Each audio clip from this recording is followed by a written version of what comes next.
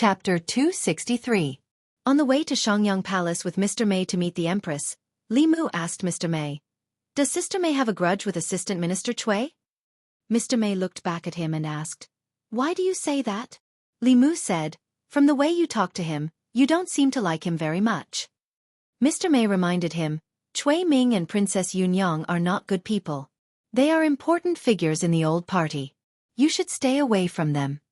Hearing this, Li Mu's impression of Mr. May improved.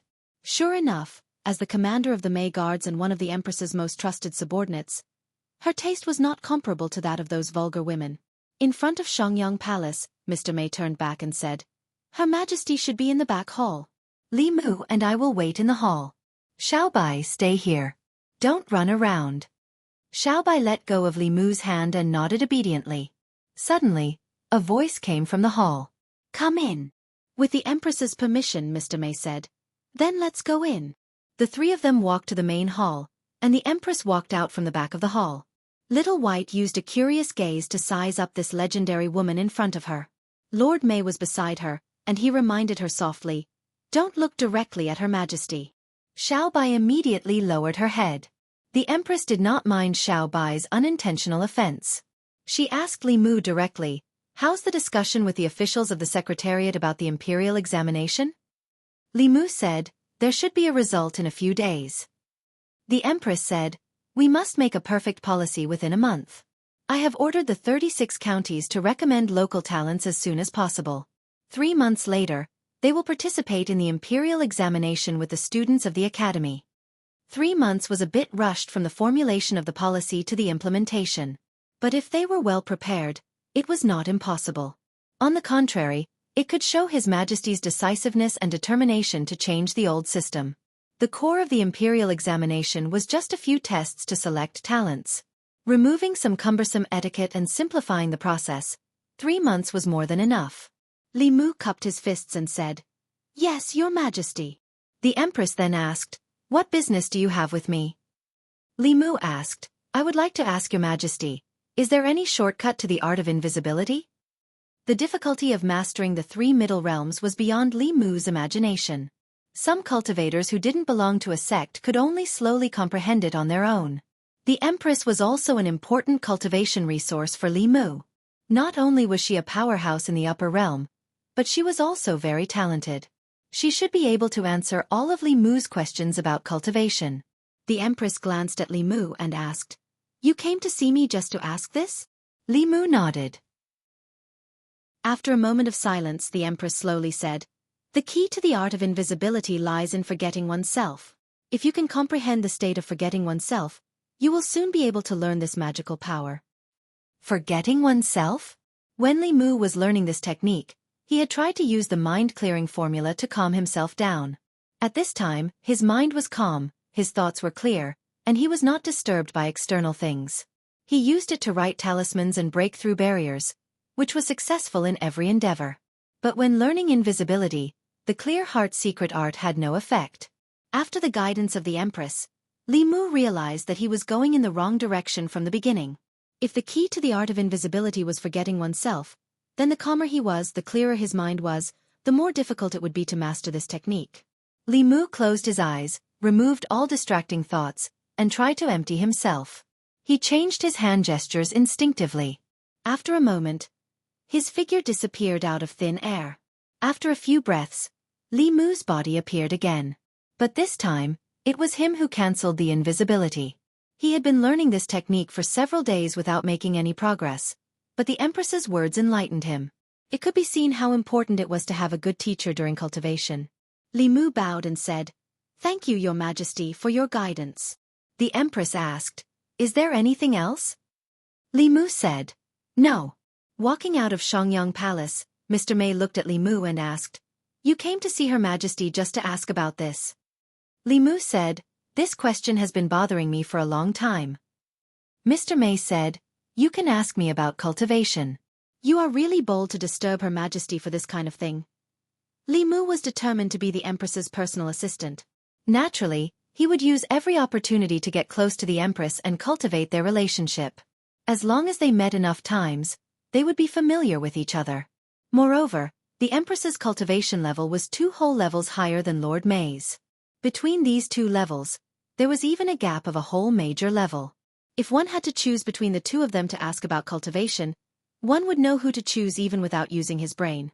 Mr. May sensed something and asked, "Brat, do you think my cultivation is far below Her Majesty's and I can't teach you?"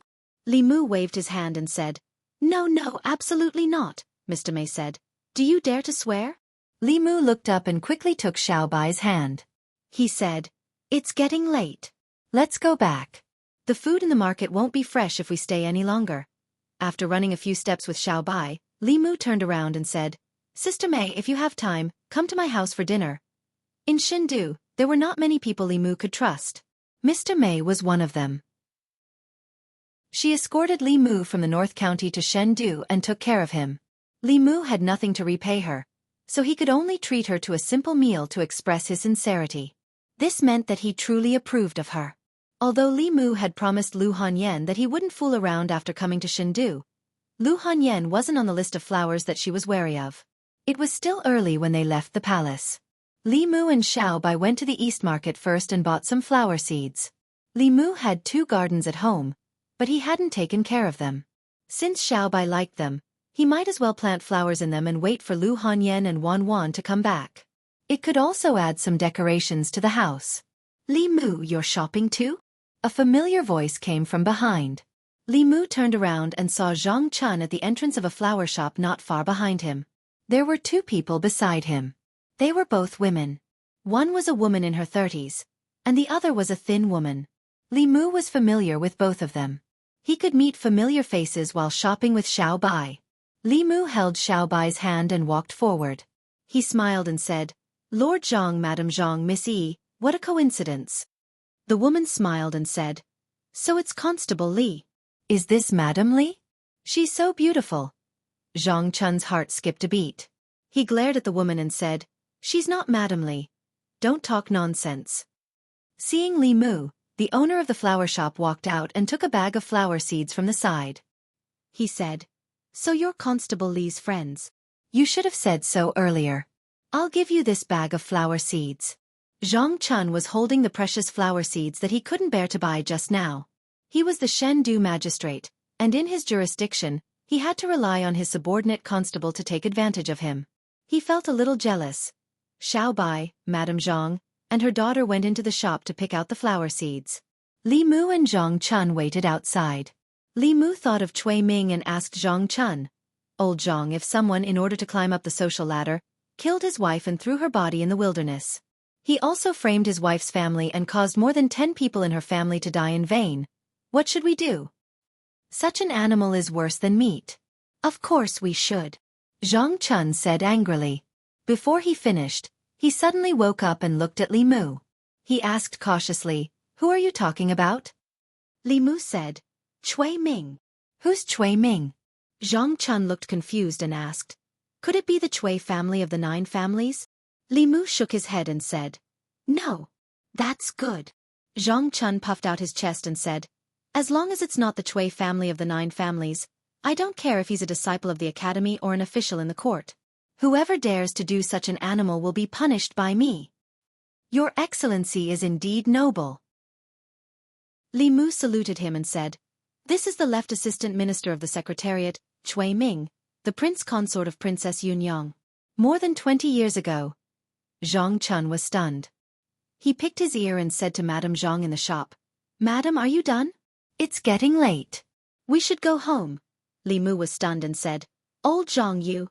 "I knew it." Zhang Chun pointed at Li Mu and said angrily, "As long as you open your mouth, nothing good will come out of it. That's the left assistant minister of the Secretariat, a 4th-rank official, and a relative of the emperor. He won't even have to pay with his life for killing someone. Aren't you overestimating me? No matter if it's the Luoyang Yamen, the Ministry of Justice, the Censorate, or the Supreme Court, none of them are qualified to try such a case." Li Mu said helplessly, "I know the Luoyang Yamen can't do anything to him. That's why I want you to help me." Zhang Chun shook his head quickly and said, "I can't, I really can't." This time, Li Mu did not try to persuade Zhang Chun again. Cui Ming's case was different from all the previous cases. In the past, They only interrogated the sons of officials and the students of the academy. They did not have official positions. Once they had official positions, the Luoyang Yamen was no longer qualified to try them. Officials above 4th rank, as well as relatives of the emperor, even the Ministry of Justice and other yamens were not qualified to try them. These people were the ones who truly enjoyed privileges in great show. Li Mu did not say anything else. Zhang Chun's expression kept changing as if he was conflicted. He glanced at his wife and daughter, who were bargaining with the shopkeeper in the flower shop. In the end, he sighed and his expression returned to normal. At this moment, there was a commotion on the street. "It's Lord Cui. The emperor's son-in-law is here. Let me see, let me see.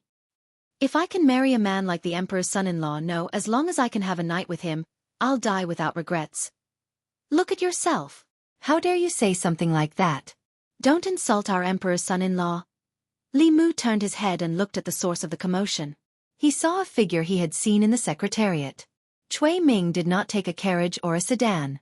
He walked on the street with countless people crowding around him. The younger women on the street behaved well. However, the women in their 20s and 30s looked at him with fanaticism. It reminded Li Mu of the fanatical fans in his previous life. Li Mu could sometimes cause such a commotion when he walked on the street. However, most of the people crowding around him were men. That was when he was escorting criminals to the Luoyang Yamen or the Ministry of Justice. Zhang Chun's expression was one of disdain. He said bitterly, "A bunch of foolish women who judge a book by its cover." "I didn't expect the women of Luoyang to be so indecent," Li Mu said. "That's Cui Ming." "Tui." Zhang Chun spat and said, "I knew it. I could tell at a glance that he's a beast." Madame Zhang walked out of the flower shop. Her face was still red. She mumbled, "Who was that person who just walked past?" Zhang Chun said, "Madam, you saw it too, right?" "That person." Madame Zhang's face was still red. She said, "I wonder which woman got lucky enough to marry him." Zhang Chun was stunned when he saw his wife's red face. Madame Zhang looked in the direction of Cui Ming until his figure disappeared. She looked at Zhang Chun and sighed. "You should trim your beard. You're already so old, yet you're still so unkempt." The three women continued to shop in the next shop. Zhang Chun's beard trembled. He said angrily, "Why? That Cui Ming has a beard too." Li Mu patted his shoulder and said, "But he looks better with a beard than you." Zhang Chun's face darkened. He said sternly, "That's too much." With their relationship, it was indeed too much to say that. Li Mu immediately said, "I'm sorry. I shouldn't have said that. I wasn't talking about you." Zhang Chun's face was solemn. "Scum like him who killed his wife and framed his wife's family. He's worse than a beast. It won't be enough even if he dies 100, 1,000, or even 10,000 times. As the magistrate of Luoyang, how can I let scum like him roam free in Luoyang? I swear I'm not human if I don't bring him to justice." Chapter 264. Zhang Chun's chest heaved. It was obvious that he was furious. After knowing him for so long, Li Mu had never seen him so angry. Thinking about it from another perspective, if his wife started to dislike him after being infatuated with another man, Li Mu's mentality would also collapse. Of course, such a situation was impossible. Li Mu did not have Cui Ming's mature charm. In terms of appearance, he was still better. Youth was an asset. His face was full of collagen. Most of the women who liked Cui Ming were older women. Most of them preferred young puppies. However, Zhang Chun was different. He was also a middle-aged man, but he was not as good-looking as Cui Ming. His temperament was also worlds apart. Due to his cautious behavior, he was often a little wretched. The only thing missing was the word greasy written on his face. Whether it was his appearance or temperament, he was crushed by Cui Ming in all aspects. Li Mu sighed and said, "Lord Zhang, let it go. He's a relative of the emperor and a 4th-rank official. If you're just jealous, there's no need to offend him." This time, Li Mu's tone was sincere. He could do whatever he wanted in Fairy's capital because the empress stood firmly behind him. Unlike him, Zhang Chun had a family to feed. If he could avoid getting involved in this matter, he would try his best to avoid it. Zhang Chun patted his chest and said righteously, "I'm not jealous. I hate evil. Her Majesty trusts me and that's why she promoted me to the magistrate of Fairy's capital. As the parent of the people of Fairy's capital, I'm absolutely irreconcilable with evil. Li Mu looked at him in a new light when he saw how righteous he was. Zhang Chun looked at Madame Zhang's back and said in a low voice, "If I don't chop off this animal's head in front of these foolish women in Fairy's capital, my surname isn't Zhang." Li Mu looked at Zhang Chun's ferocious face and understood something. Jealousy made people crazy. Just because Mrs. Zhang took a few more glances at Cui Ming, Zhang Chun, who was timid just now, changed his mind. Beheading the man of their dreams in front of the women of the divine capital. These women would probably have nightmares for several months.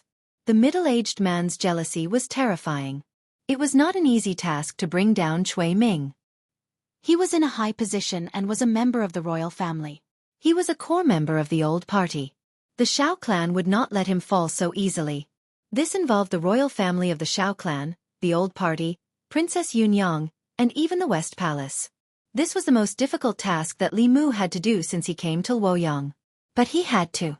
Firstly, it was for the sake of justice. Establishing a heart for the heavens and earth, establishing life for the people, inheriting the supreme arts of the past saints, establishing peace for all ages. Li Mu was not just saying these words for fun. He had to do his best to realize these 4 sentences and turn them into a Dao technique that belonged only to him. Perhaps, this was the opportunity for him to enter the upper realm in the future. Secondly, it was for Su He. He and Su He were sworn friends. Back in Yangqiu County in the North County, Li Mu had already made up his mind to avenge her. Even if she broke out of the formation, she was only a 5th realm soul cultivator. The divine capital was no different from a tiger's den to her. It was impossible for her to take revenge on her own. She would not even have the chance to see Cui Ming before she was captured by the powerhouses of the divine capital. It would be best if Li Mu could avenge her before Su He broke out of the formation. No matter the reason, Cui Ming had to die. Li Mu's eyes flashed while Zhang Chun's expression darkened. The two looked at each other and reached a tacit understanding. At this moment, the two of them shared a common enemy. 15 minutes later, Li Mu and Zhang Chun's family parted ways. Xiao Bai chose her favorite flower. The two of them went to the market to buy some vegetables and returned home. Xiao Bai went to the kitchen to prepare while Li Mu went to his room. He opened his palm and a white light flashed. Bai appeared in his hand. When Li Mu was concentrating, this was the first sword that Li Qing had given him. In battle, it could no longer provide any help to Li Mu. Only Mrs. Chu's sword spirit was of some use to him. Before advancing to the Abhijna level, Li Mu needed Mrs. Chu's spiritual power to perform Dao techniques that he could not perform. Li Mu had advanced to the Abhijna level with the help of the Empress. Bai was no longer of any use to him. All that was left was nostalgia. After parting at Yangqiu County, there was no news of Li Qing. After Fulu School's disciples advanced to the Abhijna level, they would go out to train. No one knew where she went. After holding Bai for a while, Li Mu composed himself. With a thought, Mrs. Chu's figure floated out of the sword. She bowed and said, "Young master, what are your orders?" After coming to the Immortals' capital, Li Mu did not let Mrs. Chu out. For the past 2 months, she had been sleeping in the sword to recover her soul. Li Mu said, "I saw Cui Ming today." Upon hearing Cui Ming's name, Mrs. Chu's originally gentle face suddenly became ferocious. Ghostly chi surrounded her body and she said in a sad voice, "Where is that bastard? I want to kill him." Li Mu shook his head and said, "He is now the emperor's son-in-law. He holds an important position in the court and has a high position. His cultivation has also reached the 5th level. You can't kill him. You will only die if you go." Upon hearing this, Mrs. Chu's emotions gradually calmed down. She shook her head and said self-deprecatingly, "I couldn't kill him when he was alive, and I still can't kill him when I'm dead." Li Mu said, "Cui Ming is a heartless person. I must kill him. When the time comes, I may need your help. After Cui Ming is dead, I will return your freedom. When the time comes, you can go wherever you want." Mrs. Chu suddenly raised her head and asked, "Young master, you really want to kill Cui Ming?" Li Mu nodded. Mrs. Chu knelt on the ground and said firmly, "As long as I can kill Cui Ming, even if my soul is scattered, I am willing. My only wish is to die after him." After more than 20 years, Li Mu could still feel the hatred in Mrs. Chu's heart. It was a pity that she didn't meet Li Mu before she died. Otherwise, she would have attracted the attention of heaven and earth and become a peerless evil spirit. After telling Mrs. Chu about this, Li Mu asked her to enter Bai. Then, he put Bai away and walked out of the room. He planned to go to the kitchen to help Xiao Bai. Just as he walked into the courtyard, there was a knock on the door. Li Mu felt Mr. May's aura. He didn't expect her to really come for a free meal. He opened the door and found that Mr. May wasn't the only one. Mr. May and Shangguan Li were standing behind a woman. Li Mu saw the woman and said in surprise, "Your Majesty," the Empress said. "I came out of the palace in plain clothes. Your Majesty isn't here." Li Mu scratched his head and asked tentatively, "Then how should I address your Majesty, Miss Zhou?" Shangguan Li said angrily, "How dare you?" The Empress said, "This isn't the palace. You can call me whatever you want." Li Mu glanced at Shangguan Li. If he hadn't come to Luoyang a few years later, she wouldn't have the right to speak. In terms of protecting the Empress, she was more comprehensive than Li Mu. She was the Empress's bootlicker. Li Mu extended his hand and said, "Miss Zhou, your presence brings light to my humble abode. Please come in." He didn't know why the Empress came to his house in plain clothes, but he couldn't ask directly. He could only invite her in first. Just as the Empress sat down, there was another knock on the door. Li Mu had a puzzled look on his face. Usually, other than him and Little White, as well as Lord May, who occasionally conveyed the Empress's decree, no one else would come to the house. What had happened today? Li Mu opened the door and saw Zhang Chun standing outside. Zhang Chun stood outside the Li residence with a gloomy face. He had made an appointment with Li Mu to discuss Cui Ming in the Luoyang Yamen in the afternoon. However, after returning home, his wife had mentioned Cui Ming many times. The speaker didn't mean it, but the listener took it seriously. The more Zhang Chun thought about it, the angrier he got. He felt a faint green light above his head. He didn't even have lunch at home. Instead, he went out to discuss with Li Mu. He stepped into the Li residence and said, "Have you finished cooking? Give me a bowl and chopsticks." Aye. He looked up and saw 3 figures standing in the yard. His voice stopped abruptly. 2 of them were Mr. May and the Empress' personal maid, Shangguan Li. The other person had her back to him. Zhang Chun couldn't help but tremble when he saw her back. He was too familiar with this back. That day in the hall, she was the one who destroyed Elder Huang, who was at the peak of Dongxian. With a finger, Zhang Chun pulled back his foot that was about to step out. He turned around and said, "I suddenly remembered that there is an emergency at home. I'll see you in the Yamen."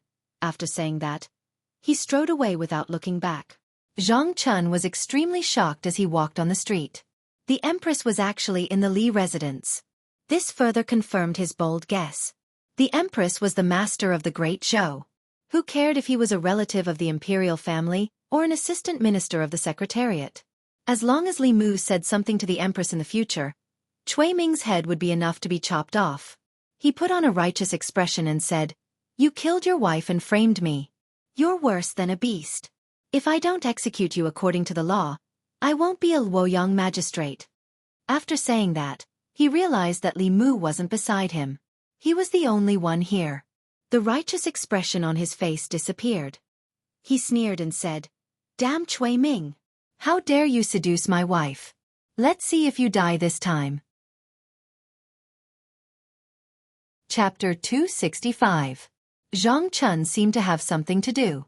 She left without entering the door. Li Mu closed the door again and returned to the courtyard. He had originally planned to start cooking with Xiao Bai. However, the Empress had suddenly arrived, and her intentions were unknown.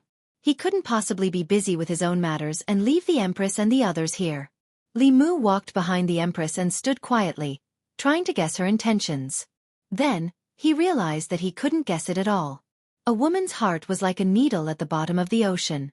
Li Mu could guess what Xiao Bai and Wan Wan were thinking. However, the Empress's thoughts were even harder to guess than Lu Hanyan's. This was because she had 2 personalities. One was the dignified and serious Empress, and the other was Li Mu's nightmare with unparalleled whip skills. The Empress stood in the courtyard with her back facing Li Mu. She asked, "Are you used to living in this house?" Li Mu nodded and said, "It's just a little big. It's troublesome to clean it up." The Empress turned to look at him and said, "I gave you a maid, But you didn't want her. If you don't like the size of this house, I'll change it to a smaller one for you. Li Mu hurriedly said, No need, no need. I'll get used to it. As long as you like it. A big house with 5 entrances was Zhang Chun's lifelong goal. Who would complain that their own house was too big? Li Mu and Xiao Bai lived in such a big house. Naturally, it was a little big. However, Lu Hanyan and Wan Wan hadn't returned yet. If there was a new addition to the family in the future, the house with 5 entrances might still seem small. The Empress asked this question and didn't say anything else. Li Mu waited for her to go somewhere else. However, they didn't seem to have any intention of leaving. Li Mu asked tentatively, Xiao Bai and I are preparing to cook. Your Majesty, Mr. Mei, and Master Shangguan, do you want to have a meal here before you leave? This was obviously the intention of sending them off. As the ruler of a nation, the Empress would not and could not possibly stay for a meal here. This did not match her identity and status. Li Mu even suspected that she didn't need to eat on a daily basis. Li Mu, who was in the transcendent realm, could already abstain from eating. Did the transcendent realm feed on the spiritual energy of heaven and earth and the essence of the sun and moon? The Empress sat down on the stone chair and said, Okay. Li Mu was dumbfounded. Couldn't she tell that he was sending her off? If a guest suddenly came to stay for dinner, she should tactfully refuse. Wasn't this a traditional virtue of Great Zhou? Li Mu asked, We haven't started preparing yet. The meal should take a long time. Will it delay His Majesty's handling of state affairs? Shangguanli said, The imperial court has 3 provinces, 6 ministries, and 24 divisions. If His Majesty has to deal with every matter, what is the point of having them? Mr. Mei grabbed Li Mu's arm and said, Let's go. I'll go help you guys in the kitchen. After being dragged into the kitchen by Mr. Mei, Li Mu knew that they had decided to stay for dinner. Although he and Xiao Bai bought enough food for 2 people to eat for 2 days, and the 5 of them finished it in 1 meal, he didn't lose out. After all, the Empress was probably the only family in the Immortals' capital that could benefit from her. Mr. Mei took care of him like a big sister, so it was only right that he treat him to a meal. The Empress was Li Mu's financial backer, so he had to serve her well. As for Shangguan Li, Li Mu had automatically filtered her out. Li Mu and Xiao Bai made 4 dishes and 1 soup for the 5 of them. It wasn't a sumptuous meal, mainly because they didn't buy much. After the dishes were served, the Empress sat at the table while Mr. Mei and Shangguan Li stood behind her. The Empress said, This isn't the palace. Sit down. Li Mu was hesitant at first, but after hearing what the Empress said, he felt relieved and sat down with Xiao Bai. Mr. Mei and Shangguan Li sat on her left and right, acting more cautiously. They only picked up their chopsticks when the Empress picked up. They would only eat the dishes in front of them. From Li Mu's point of view, being the Empress was meaningless. After sitting on the throne, his family and friends would all change. At least for Li Mu, he would rather not have power than give up these things. Usually, it was just him and Little White at home. When it came to dinner, there were no rules. It was normal for them to chat and laugh. However, with the Empress present, Lord Mei and Gong Sunli were like guardians, sitting at the side obediently. The atmosphere was a bit tense, and the meal was tasteless. The Empress suddenly asked, Why do you have a fox demon with you? Hearing this, Xiao Bai was shocked. She immediately put down her chopsticks and moved closer to Li Mu. Li Mu explained, Before she transformed, I saved her once. After that, I met her again. In order to repay my kindness, she has been by my side ever since. The Empress asked, Repay my kindness? She's from the Heavenly Fox clan? Li Mu nodded. The biggest difference between the Heavenly Fox clan and the ordinary Fox clan was that they would repay kindness and revenge and would not be tainted by karma. Hundreds and thousands of years ago, their ancestors had become heavenly foxes and had passed down their bloodline until now. In fact, there was not much bloodline power left. The Empress stretched out her hand, and a sparkling and translucent crystal bottle appeared in her palm. The crystal bottle was half filled with a bright red liquid. Li Mu didn't know what the liquid was, but Xiao Bai seemed to sense something. She grabbed Li Mu's hand tightly and looked a little scared. The Empress said, There are a few drops of black fox essence blood here. They are useless to me, but they should be useful to her. Give them to her. Li Mu's eyes lit up. The Fox clan's strength was determined by the number of tails. 1 to 3 tails could only be called demon foxes. 4 to 6 tails could be called spirit foxes. Those who could be called black fox had at least 7 tails, which was equivalent to the 7th realm of human beings. If Xiaobai could absorb these drops of black fox essence blood, there was a great chance that she could grow another tail and evolve from a demon fox to a spirit fox. Li Mu accepted the crystal bottle for Xiaobai and said, "Thank you, Your Majesty." The Empress said, "I ate the food she cooked. Just take it as an exchange." This exchange couldn't be more worth it. The black fox essence blood was enough to make all the fox demons fight over it. For more than 100 years, no black fox was born in the Great Zhou. Perhaps only the nation of demons had such an existence. As expected of the Empress. She even had such a precious thing and was generous. If she was willing, Li Mu didn't mind quitting his position and becoming her personal chef. After dinner, Li Mu sent the 3 of them out and said with a smile, "Take care. You're welcome to come again." Back in the courtyard, Li Mu instructed Xiaobai, "Go back to your room first and adjust your magic power to its peak state. I'll guard you tonight. After refining these drops of black fox essence blood, you should be able to evolve." Xiaobai had been in human form for some time and had an endless supply of spiritual jades. Originally, she still had a long way to go before she could evolve to 4 tails. However, these few drops of black fox essence blood were enough for her to evolve from a demon fox to a spirit fox overnight. Xiaobai still needed a few more hours to adjust herself to her peak state. Taking advantage of this time, Li Mu returned to the government office first. As soon as he stepped into the office, Zhang Chun walked out from the back of the office. He walked up to him and asked softly, "Has Her Majesty left?" Li Mu replied, "She left after dinner." Zhang Chun sighed. "You're really good in the kitchen. You're virtuous and virtuous. You're a motherly model of the world." Li Mu looked puzzled. "What are you talking about?" Zhang Chun shook his head. "Nothing. Nothing. Let's talk about Cui Ming. Why don't you ask Her Majesty to issue an edict to behead that beast Cui Ming? It'll save us a lot of trouble." Li Mu glanced at him. "Who do you think I am? Do you think Her Majesty will issue an edict just because I asked her to?" Since Great Zhou had developed until now, the power of the emperor was actually very limited. The empress couldn't do whatever she wanted. When officials of the 4th rank or above in Great Zhou or members of the imperial family committed crimes, only the imperial ancestral temple could judge them. The empress couldn't interfere. Moreover, this matter involved Princess Yunyang, who represented the imperial family of the Shao clan. Since the empress ascended the throne, she hadn't gotten close to the Zhou clan or the imperial family of the Shao clan.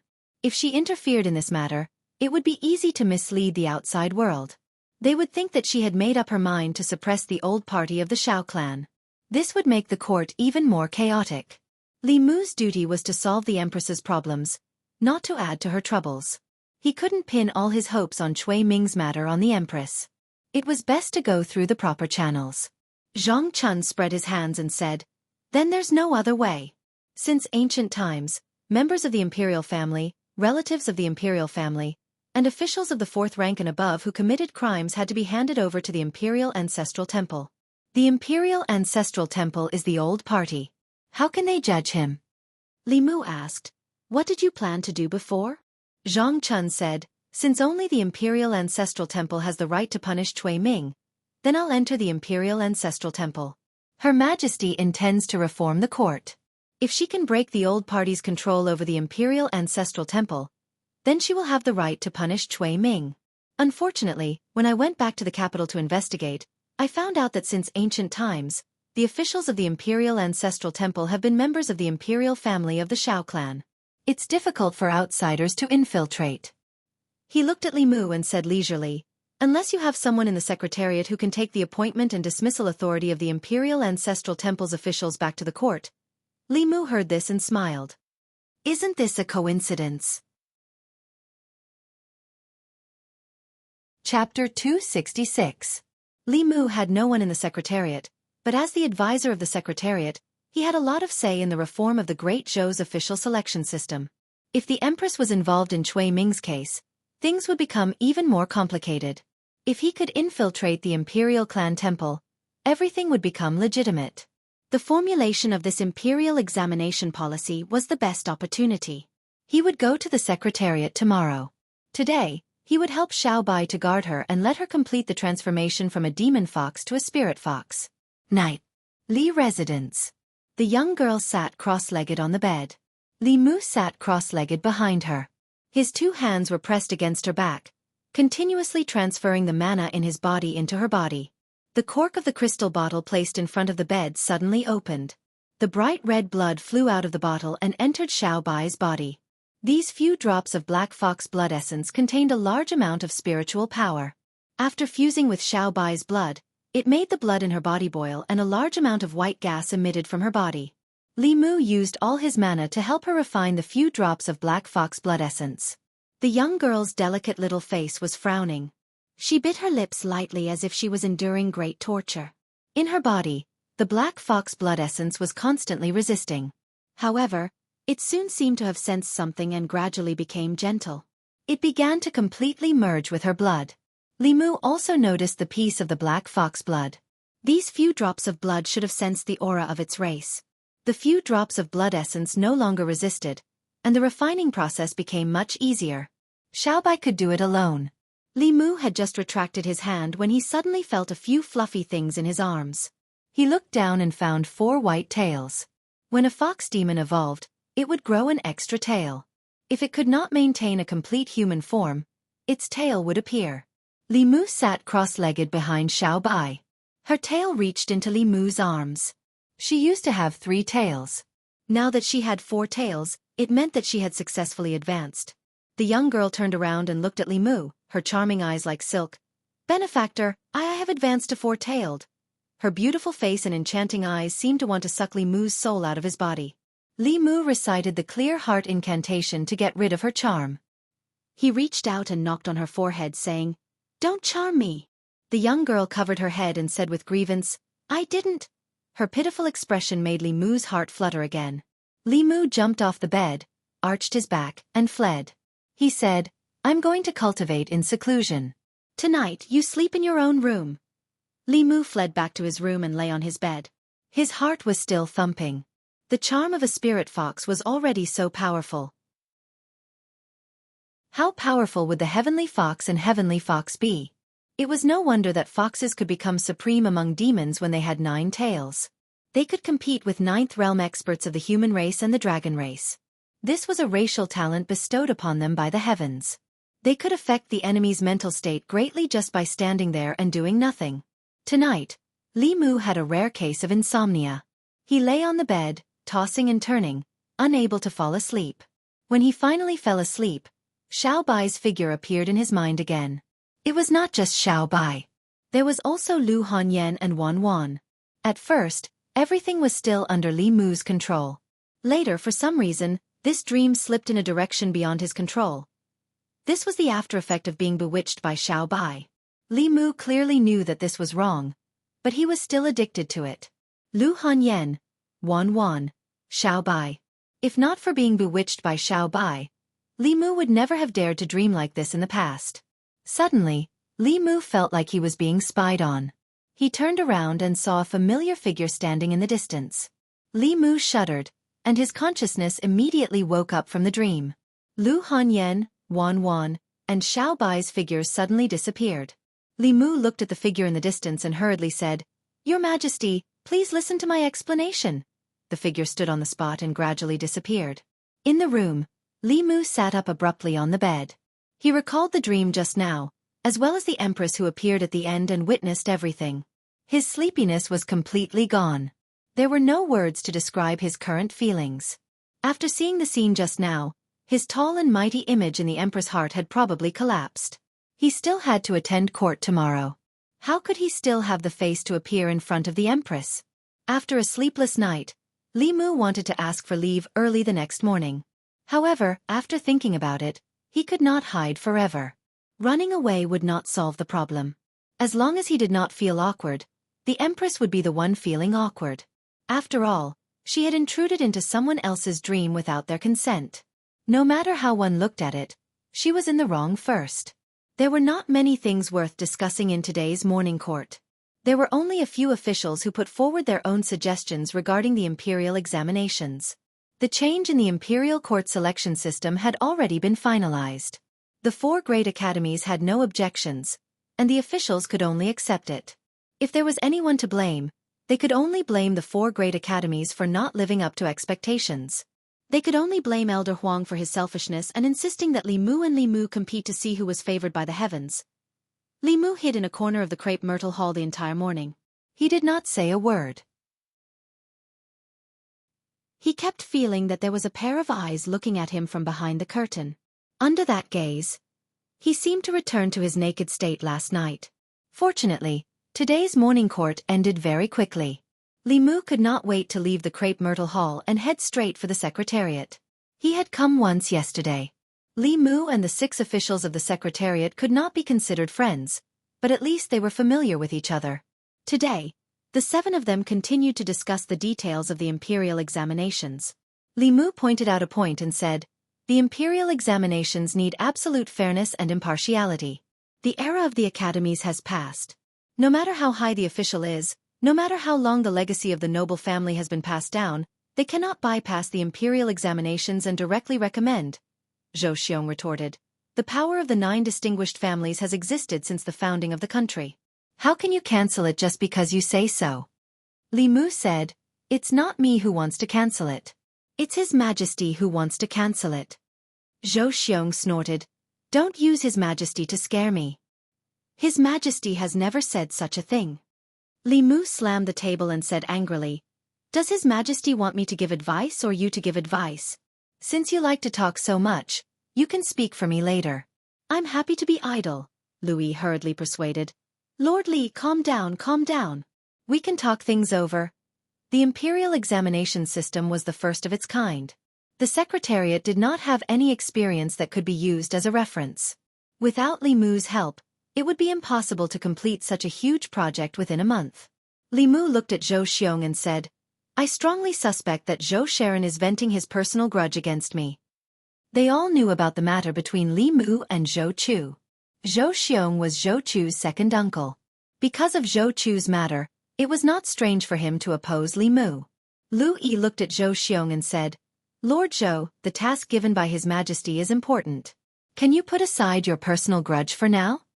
Zhou Xiong snorted and said no more. Li Mu looked at him again and said, "I'll say it first. If Zhou Sharon says another word, I won't care about the imperial examinations anymore." Although Zhou Xiong's expression was angry, he still kept his mouth shut. The imperial examinations were the most important thing for the secretariat.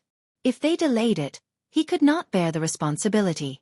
Li Mu pointed to another line and said, "After the imperial examinations are implemented, the officials of the 3 provinces, 6 ministries, 24 departments, 9 temples, and 36 counties will all be selected through the imperial examinations. Why is it that the Zongjing Temple is an exception?" Xiao Ziyu looked up at Li Mu. Lu Yi explained, "Lord Li, you may not know. Since ancient times, the officials of the Zongjing Temple have always been members of the royal family. In the past, it was not given to the students of the 4 academies."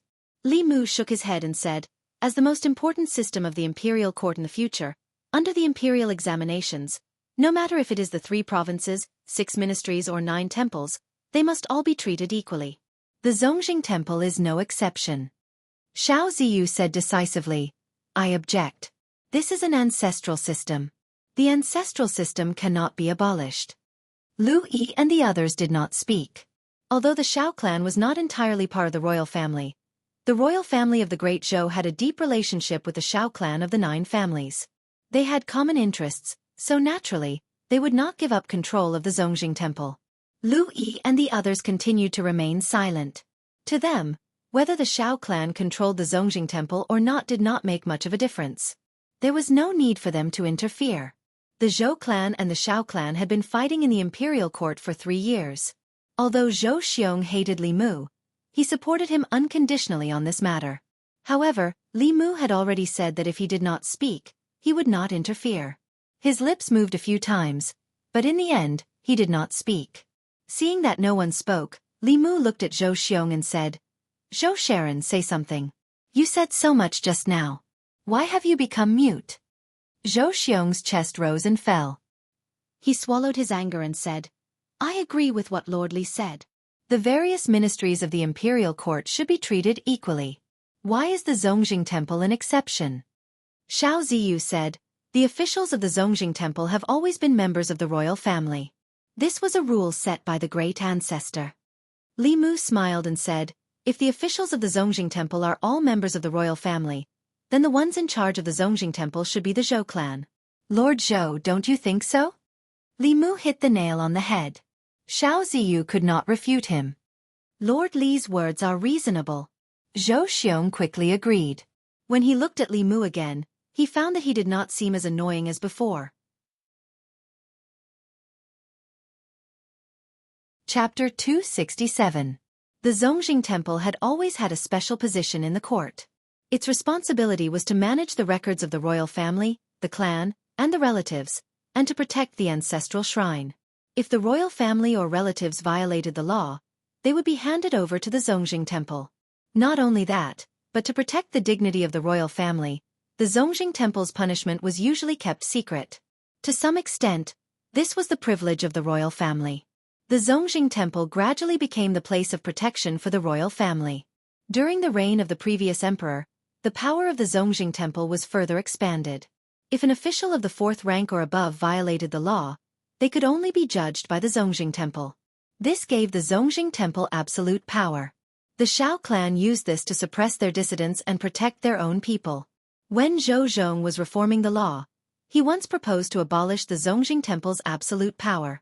However, he met with great resistance and did not succeed in the end. After the empress succeeded the throne, many of the rules of the previous emperor's reign were continued. The Zongjing Temple was no exception. Now, Li Mu wanted to interfere with the Zongjing Temple controlled by the Shao clan. This was equivalent to weakening the influence of the old faction of the Shao clan in the court. In the secretariat, Xiao Ziyu, who represented the interests of the Shao clan, naturally would not agree. On the other hand, Zhou Xiong, who had a grudge against Li Mu, had a common interest with him in this matter. For the Zhou clan, any action to attack the old faction was what they wanted. Li Mu looked at Xiao Ziyu and said, don't mention the ancestral system to me. All pedantic and backward systems should be reformed and abolished. Such an important department like the Zongjing Temple should not be monopolized by one family. The Zongjing Temple belongs to the court and His Majesty, not the Shao clan. Lu Yi and the other officials of the secretariat were speechless. Li Mu's words were still so straightforward, breaking the rules and hitting the nail on the head. Xiao Ziyu frowned. If it was Zhou Xiong who objected, he could still argue with him. However, the interests of the Imperial Clan Temple had nothing to do with Li Mu. His words were completely from the standpoint of an outsider. He was speaking for the sake of the justice of the Imperial Court. No one could be so righteous as to oppose justice with selfishness. Li Mu continued, if you insist on the ancestral system, then all the officials of the Zheng Temple today should be the Zhou clan and not the Shao clan. Zhou Xiong immediately said, this official agrees with what Lord Li said. Xiao Ziyu didn't understand. The royal Shao family hadn't offended Li Mu. Instead, it was the Zhou family that had a life-and-death grudge with him. Why did he insist on speaking for the Zhou family? More importantly, he could not refute Li Mu's words. If he insisted on the ancestral system, then the Zhou family would definitely not let go of the ancestral system. At that time they might lose everything. If he agreed to the restructuring, the Imperial Ancestral Temple would still be the current Imperial Ancestral Temple. The officials who entered the Imperial Ancestral Temple through the Imperial examinations would definitely start from the bottom and would not affect the overall situation. After comparing the two, he quickly came to a decision. He smiled and said, I was too narrow-minded. Sir Li is right. The Imperial Ancestral Temple is the Imperial Ancestral Temple of the court. It should be treated the same as all the other ministries and should not be independent of the imperial examinations. Walking out of the secretariat, Li Mu's face flashed with a smile. Breaking the monopoly that the old faction of the Shao clan had over the Zongjing Temple was the first step in his and Zhang Chun's plan. As for the second step, it was to find a way to infiltrate the Imperial Clan Temple. He looked back and walked out of the palace. Inside the secretariat, Xiao Ziyu stood in front of Cui Ming and said, Li Mu proposed that the officials of the Imperial Ancestral Temple should be elected by the court in the future. I agree.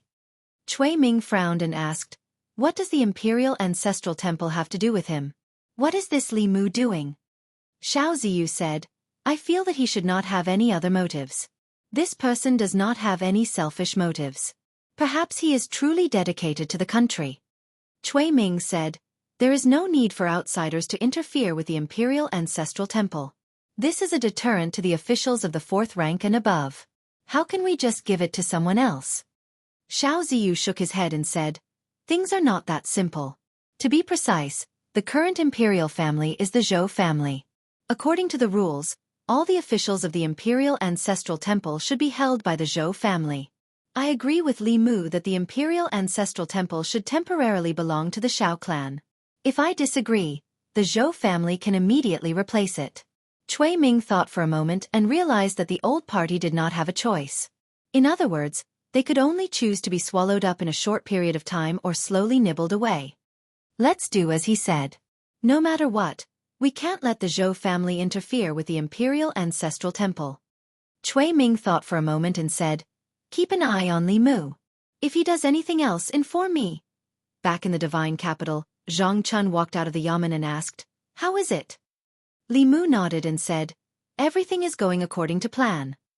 Zhang Chun sighed and said, I didn't expect His Majesty to let you participate in this level of national affairs. The decision-making officials of the Secretariat, the assistant ministers, and the officials of the Secretariat, which one of them does not have a deep background, Li Mu said, this is only the first step. Next, we need to infiltrate the Imperial Ancestral Temple. This person, Zhang Chun said, let me do it. Li Mu was greatly surprised. Could a middle-aged man's jealousy really change a person's personality? Zhang Chun was always timid. When he encountered trouble, he would run away if he could and hide if he could. This time, he actually took the initiative to step forward, which really surprised Li Mu. Zhang Chun said, I still have no idea how to enter the Imperial Ancestral Temple. Li Mu said, let me think of a way. As long as the Imperial Ancestral Temple was no longer monopolized by the Xiao family, it would not be difficult to arrange for him to enter the Imperial Ancestral Temple through various methods. However, Zhang Chun's changed personality made it difficult for him to adapt. Could it be that he also felt that he had offended too many people in the divine capital and decided to give up? Or had he found a new backer? Zhang Chun walked straight back to the yamen and poured 2 cups of wine. He said, to celebrate the smooth progress of the plan, let's have a drink. He picked up the wine cup and drank it in one gulp. Li Mu also picked up the wine cup. After taking a sip, he felt that the taste was a little strange and asked, what wine is this? Medicinal wine. Zhang Chun smacked his lips and said, this is my collection.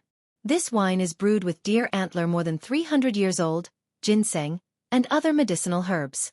There's also a tiger penis that transformed into a tiger demon. If you like it, I can give it to you. Pft. Li Mu suddenly spat out the mouthful of wine that had just taken a sip. Zhang Chun said with heartache, don't waste it. Not only can this wine strengthen the body, it's also good for passing down the ancestral line and having children. Li Mu returned home and cursed Zhang Chun in his heart. This medicinal wine had a strong medicinal effect. It did not affect the mind but the body directly. After drinking it, the body would react within 15 minutes. Reciting the Clear Heart Sutra would be useless. Zhang Chun had a wife and a family. He could make up for it however he wanted.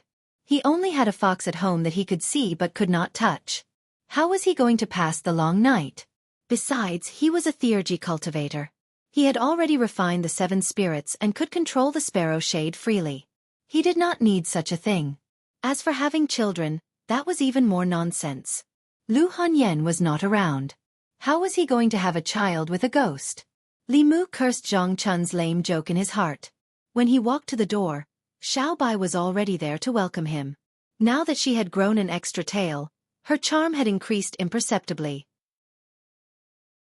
Her figure and face had matured a lot compared to when she was 3 tails. Li Mu could not help but gulp. He felt that this action was a little strange and said awkwardly, what did you cook today? It smells so good. Xiao Bai was stunned. Benefactor. You came back early today. I haven't started cooking yet. Li Mu strode into the yard and said, "Then I'll go cook. You go to the room to cultivate. I'll call you when it's done." Xiao Bai trotted over and said, "Then I'll help you, benefactor." As Xiao Bai's cultivation improved, Li Mu realized that his control over her was starting to be insufficient, especially when she climbed into Li Mu's bed at night. That night, Li Mu fell into a dream again. He woke up early in the morning and went to the divine capital government. Stepping into the courtyard of the divine capital government, Li Mu was surprised to see a figure he had not seen for a long time. He strode to Li Si and asked in surprise, "Why are you here?" Chapter 268. Li Si smiled and said, "Miao Miao is focused on cultivating on Mount Baiyun. My father-in-law asked me to come to the divine capital to see the world and participate in the imperial examination in 3 months. I don't have many friends in the divine capital, so I came to find you and Lord Zhang." The Empress had already informed all the counties to select some talents to participate in the first imperial examination in the divine capital.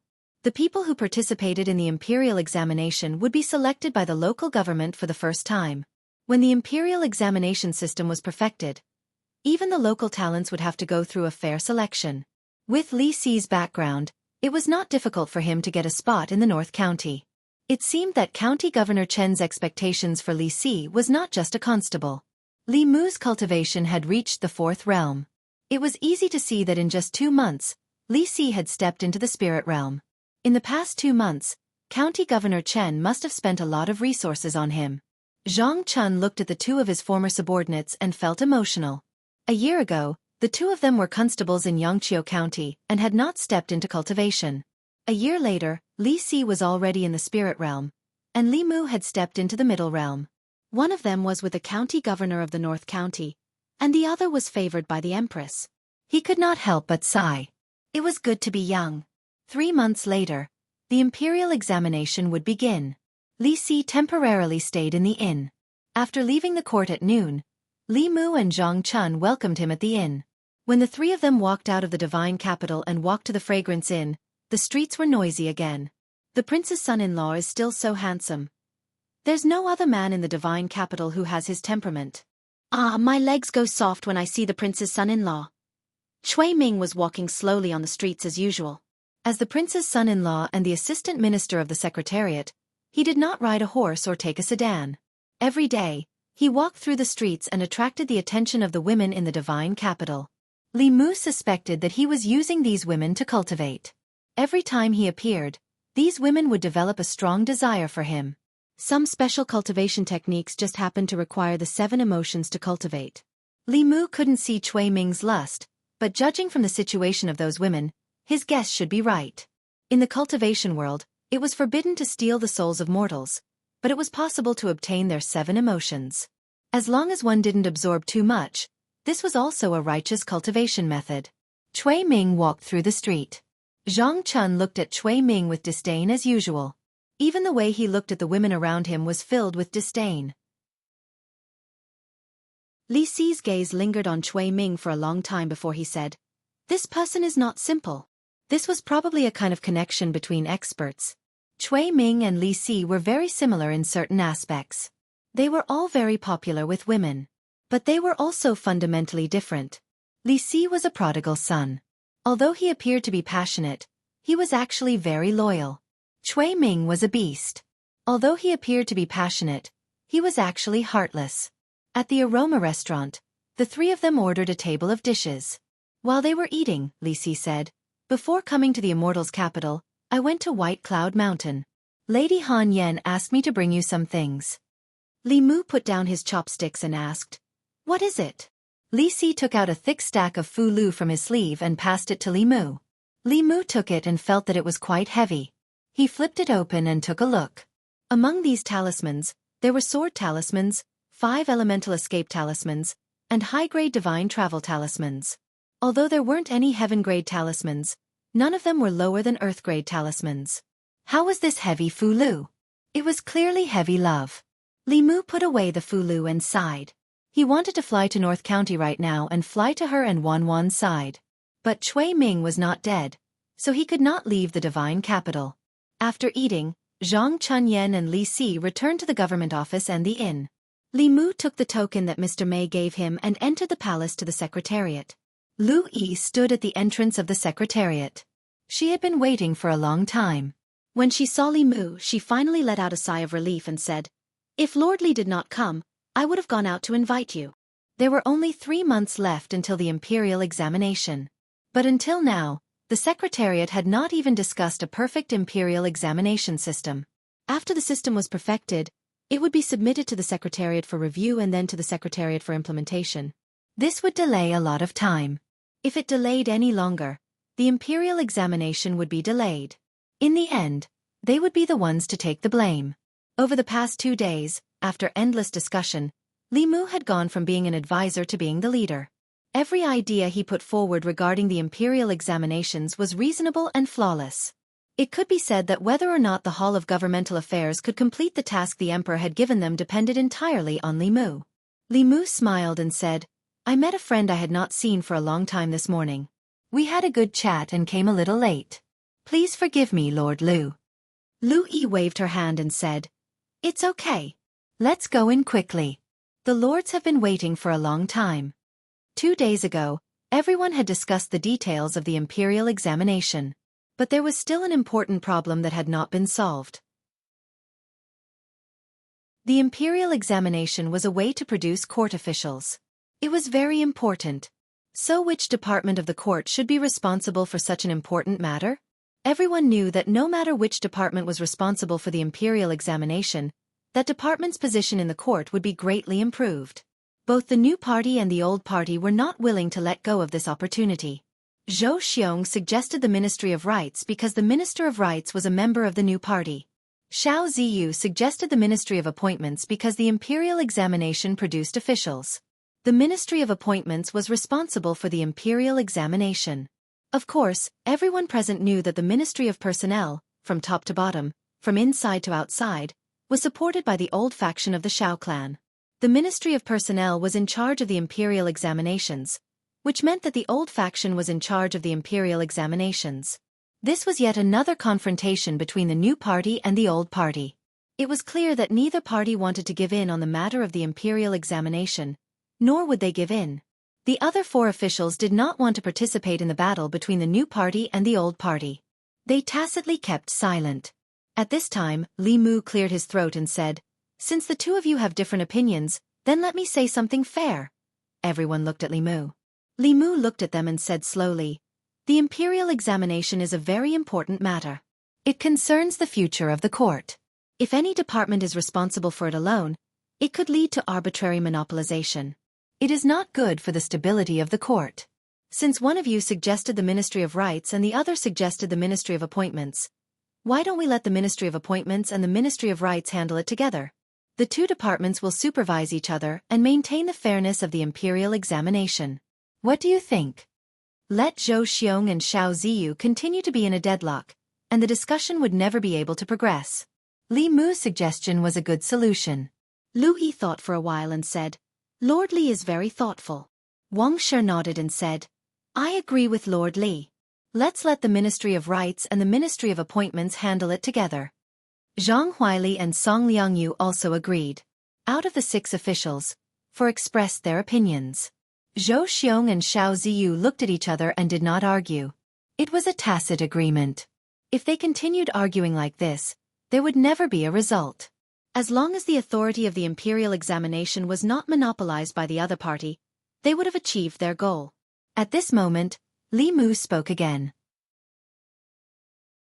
He looked around at everyone and said, "Although the imperial examination is jointly managed by the Ministry of Rights and the Ministry of Appointments, there is no guarantee that the officials of the 2 departments will not collude with each other and shake the foundation of the Great Zhou selection of officials. Why don't we let the Imperial Clan Temple supervise and completely prevent the officials of the 2 departments from colluding with each other? What do you all think?" They thought for a while and felt that Li Mu's words made sense. Although everyone knew that the Ministry of Appointments and the Ministry of Rights could not collude, it did not mean that they would not in the future. Now, the 2 departments represented the interests of different parties. But what about 10 years later, decades later, or centuries later? It was clear that Zhou Xiong and Xiao Ziyu were focused on the present. Li Mu was worried about the future. As expected, He had the heart to create eternal peace for the great Zhou. As for why it was the imperial clan temple, no one thought about it. After all, the officials of the Ministry of Appointments and the Ministry of Rights were not low-ranking officials. Only the imperial clan temple was qualified to intimidate and punish the officials of the two departments. Li Mu continued, "There are not many officials in the imperial clan temple. Now there is only one temple chancellor, one vice-chancellor, and one deputy temple chancellor. The rest are low-ranking officials. Now, they are handling the affairs of the temple. Naturally, there is enough manpower. If we add the supervision of the imperial examination, I'm afraid that you will be too busy. Do we need to expand the number of officials in the imperial clan temple?" Lu Yi thought for a while and praised, "Lord Li is really meticulous. You have taken care of everything." Wang Shi said, "We did not think of this at all. Fortunately, Lord Li reminded us." Song Liangyu said, "In that case, send a letter to the Ministry of Appointments and ask the Ministry of Appointments to ask His Majesty to expand the number of officials in the Imperial Clan Temple as soon as possible." An hour later, in the Assistant Minister's office of the Secretariat, Cui Ming put down his teacup and said slowly, "Although we did not obtain the right to hold the imperial examination, we did not let the Zhou family get it either. This result is already very good. As for the imperial clan temple, why does Li Mu keep holding on to the imperial clan temple?" Xiao Ziyu said indifferently, "Anyway, the imperial clan temple is our people. It doesn't matter." Cui Ming frowned and said, "I keep feeling that he is plotting something. Forget it. I must be thinking too much." Chapter 269. The expansion of the Zongjing Temple was a very complicated matter. First, the Hall of Secretaries had to make a decision and hand it over to the Hall of Secretaries. If the Hall of Secretaries felt that it was necessary, they would hand it over to the Minister of State Affairs. The Minister of State Affairs had no objections. Finally, the order would be passed to the Ministry of Appointments. The Ministry of Appointments would register and appoint new officials. It took quite a bit of time to pass down the government decrees between the various departments. If it was in the past, this matter could drag on for months to half a year. However, this time in just 2 days, the Ministry of Appointments had already confirmed this matter and added a Shaoqing and a deputy to the Zongjing Temple. The Hall of Secretaries passed down the suggestion, and it was approved by the Hall of Secretaries. After it was passed to the Hall of Secretaries, the Hall of Secretaries immediately ordered the Ministry of Personnel to carry it out. The imperial examination was the most important matter in the imperial court. Time was tight, and there was no room for delay. Now, they only needed to decide who would take over the positions of Shaoqing and deputy to form a balance between the three departments. Great Zhou's official selection system had to do with the rank of the officials. Officials of rank 3 and above were personally selected by the emperor. Officials of this rank were the heads of their departments and only the emperor had the power to appoint and move them. Officials above the 5th rank were nominated by the palace secretary and decided by the Minister of State. Finally, they were submitted to the emperor for approval, and the Ministry of Appointments would listen to the rules and confer officials. Officials below the 5th rank were conferred by the Ministry of Appointments after reporting to the Minister of State for approval based on the officials' assessment results. Shaoqing was a secondary rank 4 official, while the Zongjing deputy was a primary rank 5 official.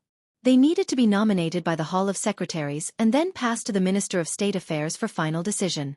Regarding the choice of Shaoqing, Zhou Xiong and Xiao Ziyu, who represented the new and old parties, started arguing again. Xiao Ziyu chose an official from the old party, but Zhou Xiong naturally did not agree.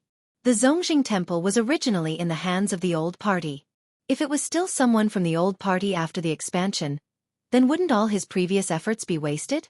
Seeing that the two were in a stalemate, Lu Yi finally could not help but say, "Since the two of you cannot agree, I will choose another person.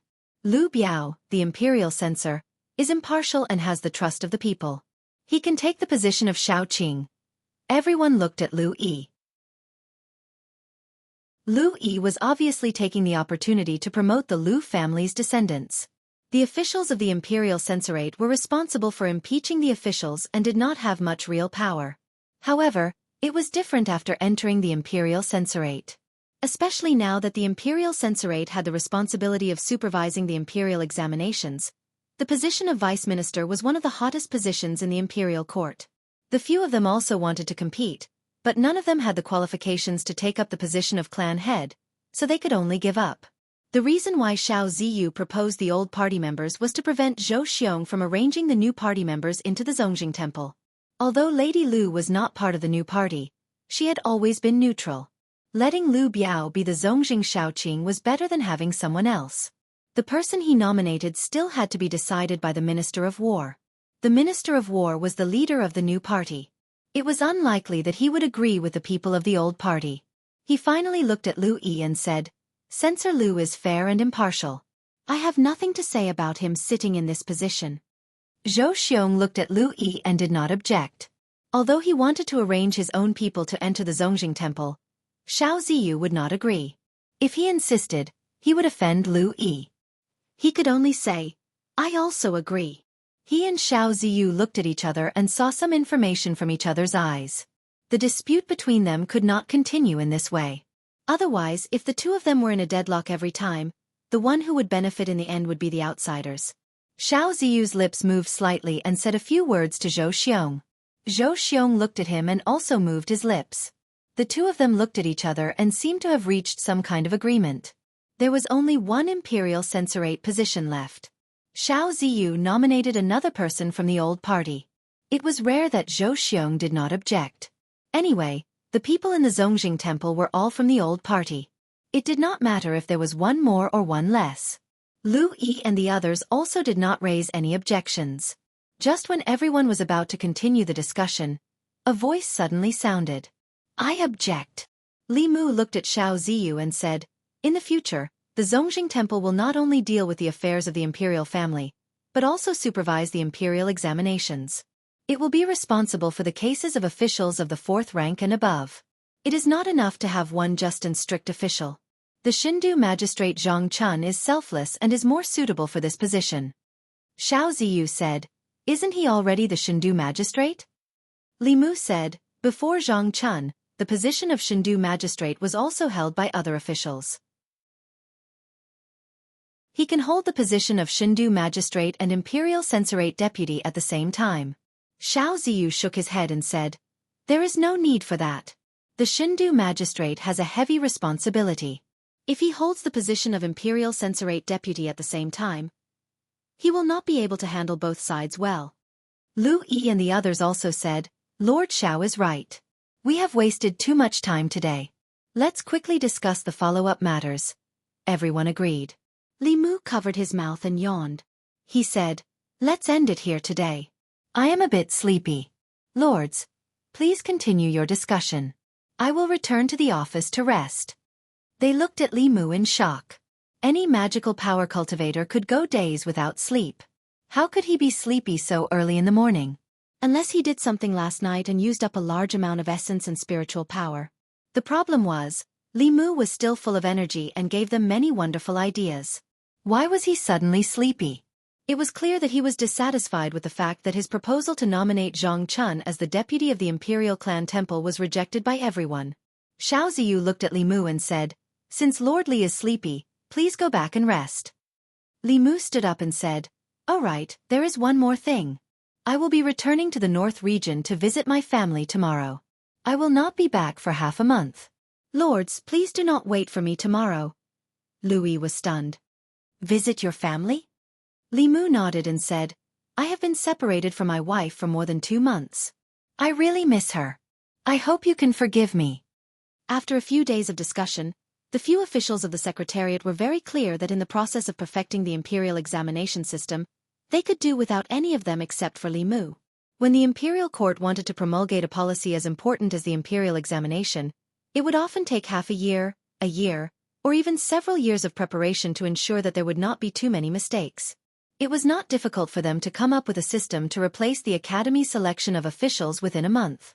The difficult thing was that this system had no loopholes or flaws. Once the system was implemented, how would they explain it to the imperial court if they found the flaws in it? Li Mu had a deep understanding of the imperial examination system. Up until now, the framework of the imperial examination system was almost entirely built by him. Now was the most critical moment. If Li Mu left, the subsequent perfection of the imperial examination system would immediately be lost. Lu Yi hurriedly said, "Lord Li, You can wait for a while about the family visit. The imperial examination is the most important thing now. I hope you can put the country's affairs first. Li Mu thought for a while and nodded. Lord Lu, you are right. I am narrow-minded. How can personal affairs be compared to national affairs? So he sat down again and said, let's continue. Everyone breathed a sigh of relief. Lu Yi continued to talk about a problem that had not been solved yet. As for the number of candidates sent by the 36 counties, how should we determine it? If the 36 counties are the same, it will be unfair to the large counties with a large population like the Middle region. If they are not the same, I am afraid that the other 30 counties will have objections. We must have a reasonable arrangement to stop people from talking. Many times, it was not a matter of whether the policy was feasible or not. It was a matter of whether it was reasonable or not and whether it could convince the public. The discussion was fruitless and they habitually looked at Li Mu.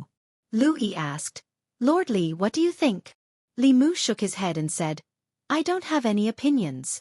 Lu Yi thought that he really did not have any opinions. He shook his head and said, then let's put this matter aside for now. Let's continue to discuss the next matter. When they discussed again, they saw Li Mu frowning and shaking his head slightly. They knew that he was dissatisfied with the results of the discussion. Based on his experience in the past few days, he was always able to come up with better and more perfect suggestions. Lu Yi looked at Li Mu again and asked, does Lord Li have any better ideas? No. Li Mu shook his head and stood up. He said, it is getting late. I should go back and cook. Lords, see you tomorrow. They looked at each other and suddenly understood something. Lu Yi lowered his head and was silent for a moment. He suddenly said, I think that there is still room for discussion as to who should be the deputy of the Imperial Clan Temple. Wang Shi said, the person that Lord Xiao just nominated is not qualified enough. I am afraid that he will not be able to convince the public. Zhang Huili agreed.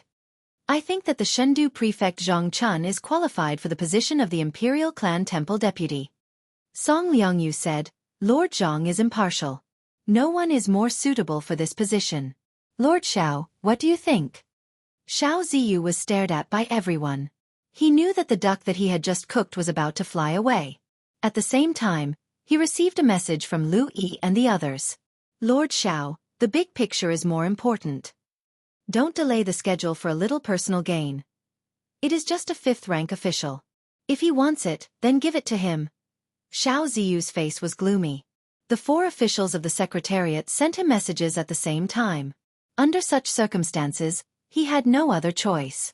He took a deep breath and calmed down. He said, I will listen to you, lords. Zhou Xiong was naturally happy that someone from the old party could not be the deputy of the Imperial Clan Temple.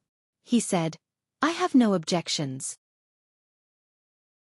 Just like that, the Chengdu prefect Zhang Chun, as a fair and impartial official who was not afraid of the powerful and dared to speak up for the people, was elected unanimously in the Secretariat. He successfully held the position of the Imperial Clan Temple deputy. Li Mu sat down and said, I will not starve to death even if I skip a meal. The imperial examination is more important. What do you think, lords? Everyone put on a fake smile. Lord Li is really righteous.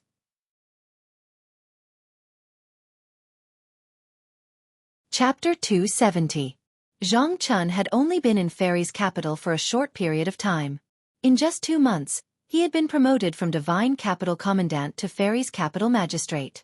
This was already an unbelievable speed. It was impossible for him to hold the position of Imperial Ancestral Temple's deputy. However, Li Mu's attitude was clear. He would not give this position to Zhang Chun. He would not care about the imperial examinations anymore.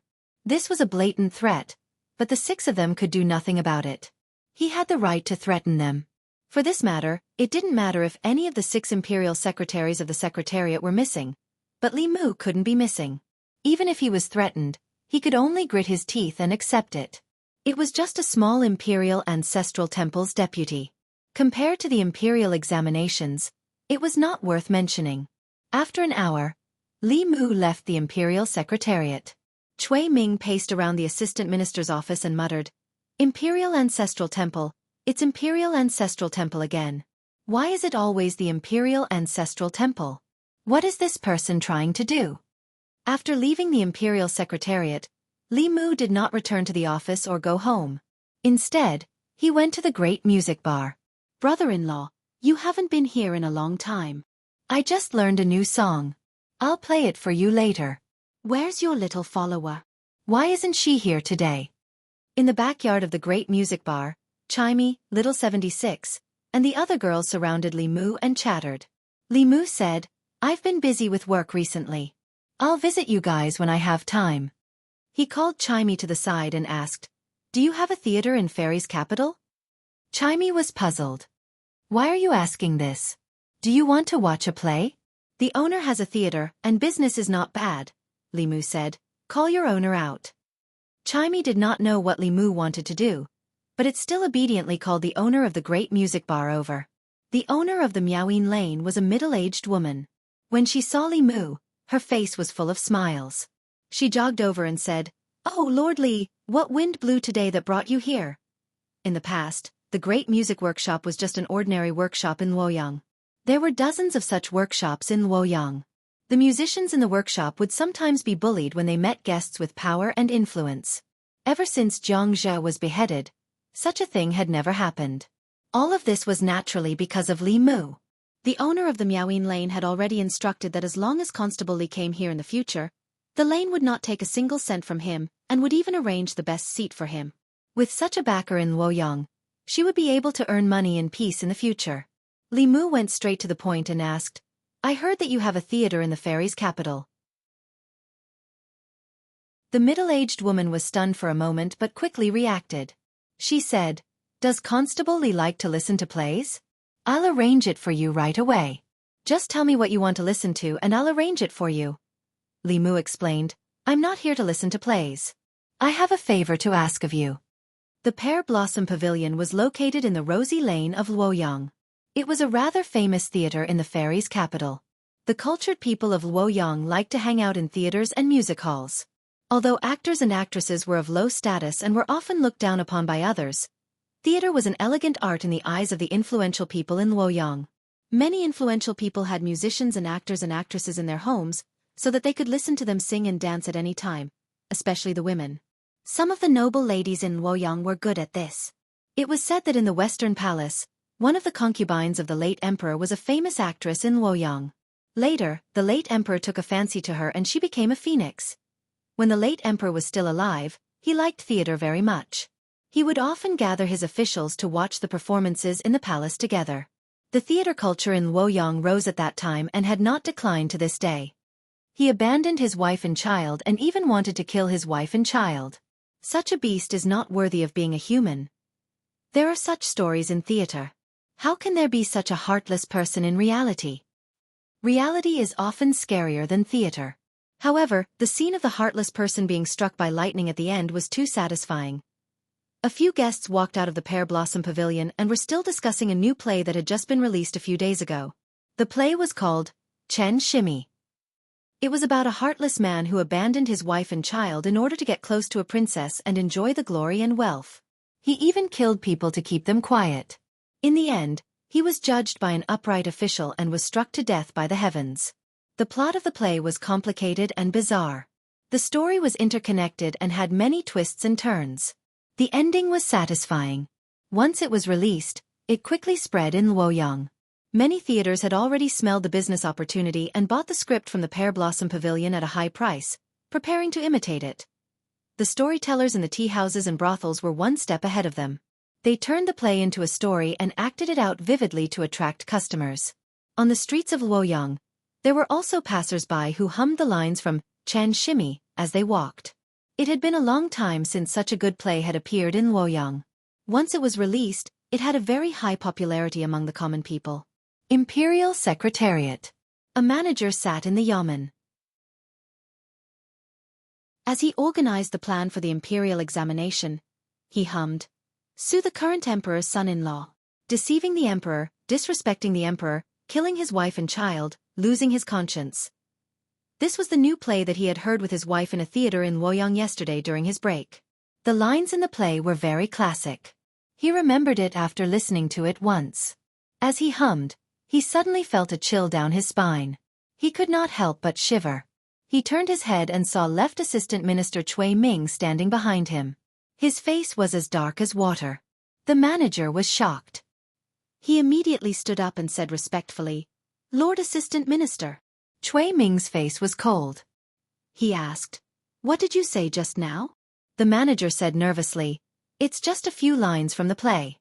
I just sang it casually." Cui Ming said coldly, "Sing it again." The manager was stunned for a moment. He then sang honestly, "Sue the current emperor's son-in-law. Deceiving the emperor, disrespecting the emperor, killing his wife and child, losing his conscience." Seeing that the Lord Assistant Minister's face was getting darker and darker, he finally realized something. His face turned pale. He quickly explained, "Lord Assistant Minister, please don't misunderstand. The emperor's son-in-law who killed his wife and child was the emperor's son-in-law in the play. It's definitely not referring to you." Cui Ming's face turned even uglier. He asked, "Which theater in Luoyang is this play from?" The manager said, "It's called Chen Shimi. Almost all the theaters are singing it. It's said that it even spread to the palace yesterday. A few concubines in the Western Palace specially called a troupe to perform in the palace." As soon as he finished speaking, a palace maid knocked on the door and walked in. She said, "Emperor's son-in-law, the concubines have called a troupe to watch a play in the Western Palace. Her Highness the Princess has also entered the palace. She asked me to invite you." Cui Ming asked, "What play?" The palace maid said, "It's called Chen Shimi. It's been sung outside the palace." Cui Ming's face darkened. He said, "Go back and tell the princess that I have something important to do here. I can't leave. I won't be going. You killed your wife and child, losing your conscience. You forced Han Qi to her death in the temple.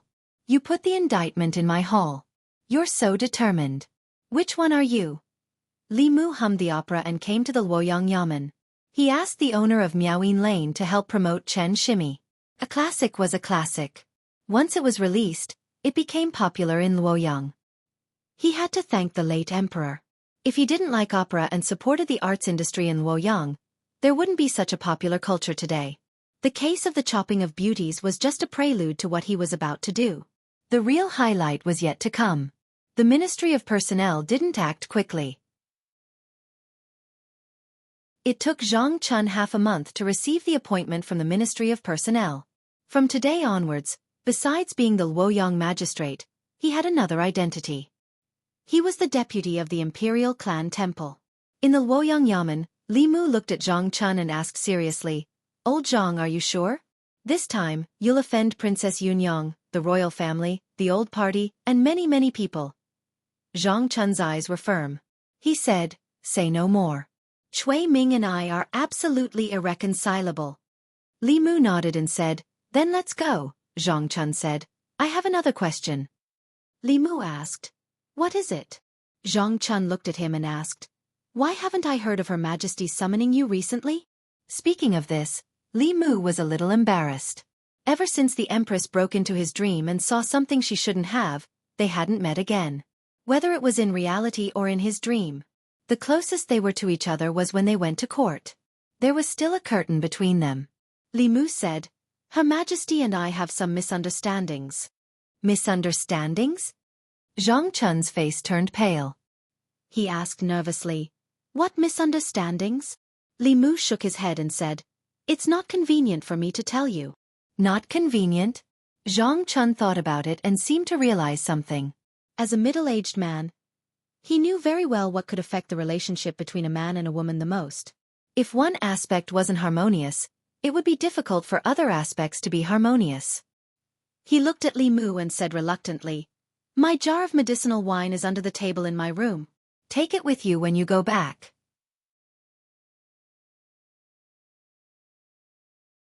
Chapter 271. Li Mu naturally did not need Zhang Chun's medicinal wine. Other unorthodox cultivators might need to use external items to nourish their bodies, but Buddhist and Taoist cultivators did not need to. Taoist cultivators refined the 7 spirits, especially the sparrow-yin spirit. They had sufficient kidney energy and did not need nourishment. Buddhist cultivators directly cultivated their bodies. Even if their bodies were as strong as an ox, there was no need for nourishment. Of course, there was no difference in nourishment for Buddhist abstinence. This medicinal wine might be the icing on the cake, but Li Mu did not need it at the moment. Drinking a mouthful would cause him to dream for an entire night. Li Mu did not want to experience that feeling again. Forget it. Zhang Chun shook his head and walked out of the office. He said, I'm going to the Zongjing Temple. The Zongjing Temple mainly dealt with the affairs of the royal family. Like the three provinces, the temple was located in the palace. Zhang Chun entered the palace with the token of the Zongjing Temple's deputy, and came to the entrance of the temple. The two guards at the entrance came up to him and asked, Sir, what brings you to the Zongjing Temple?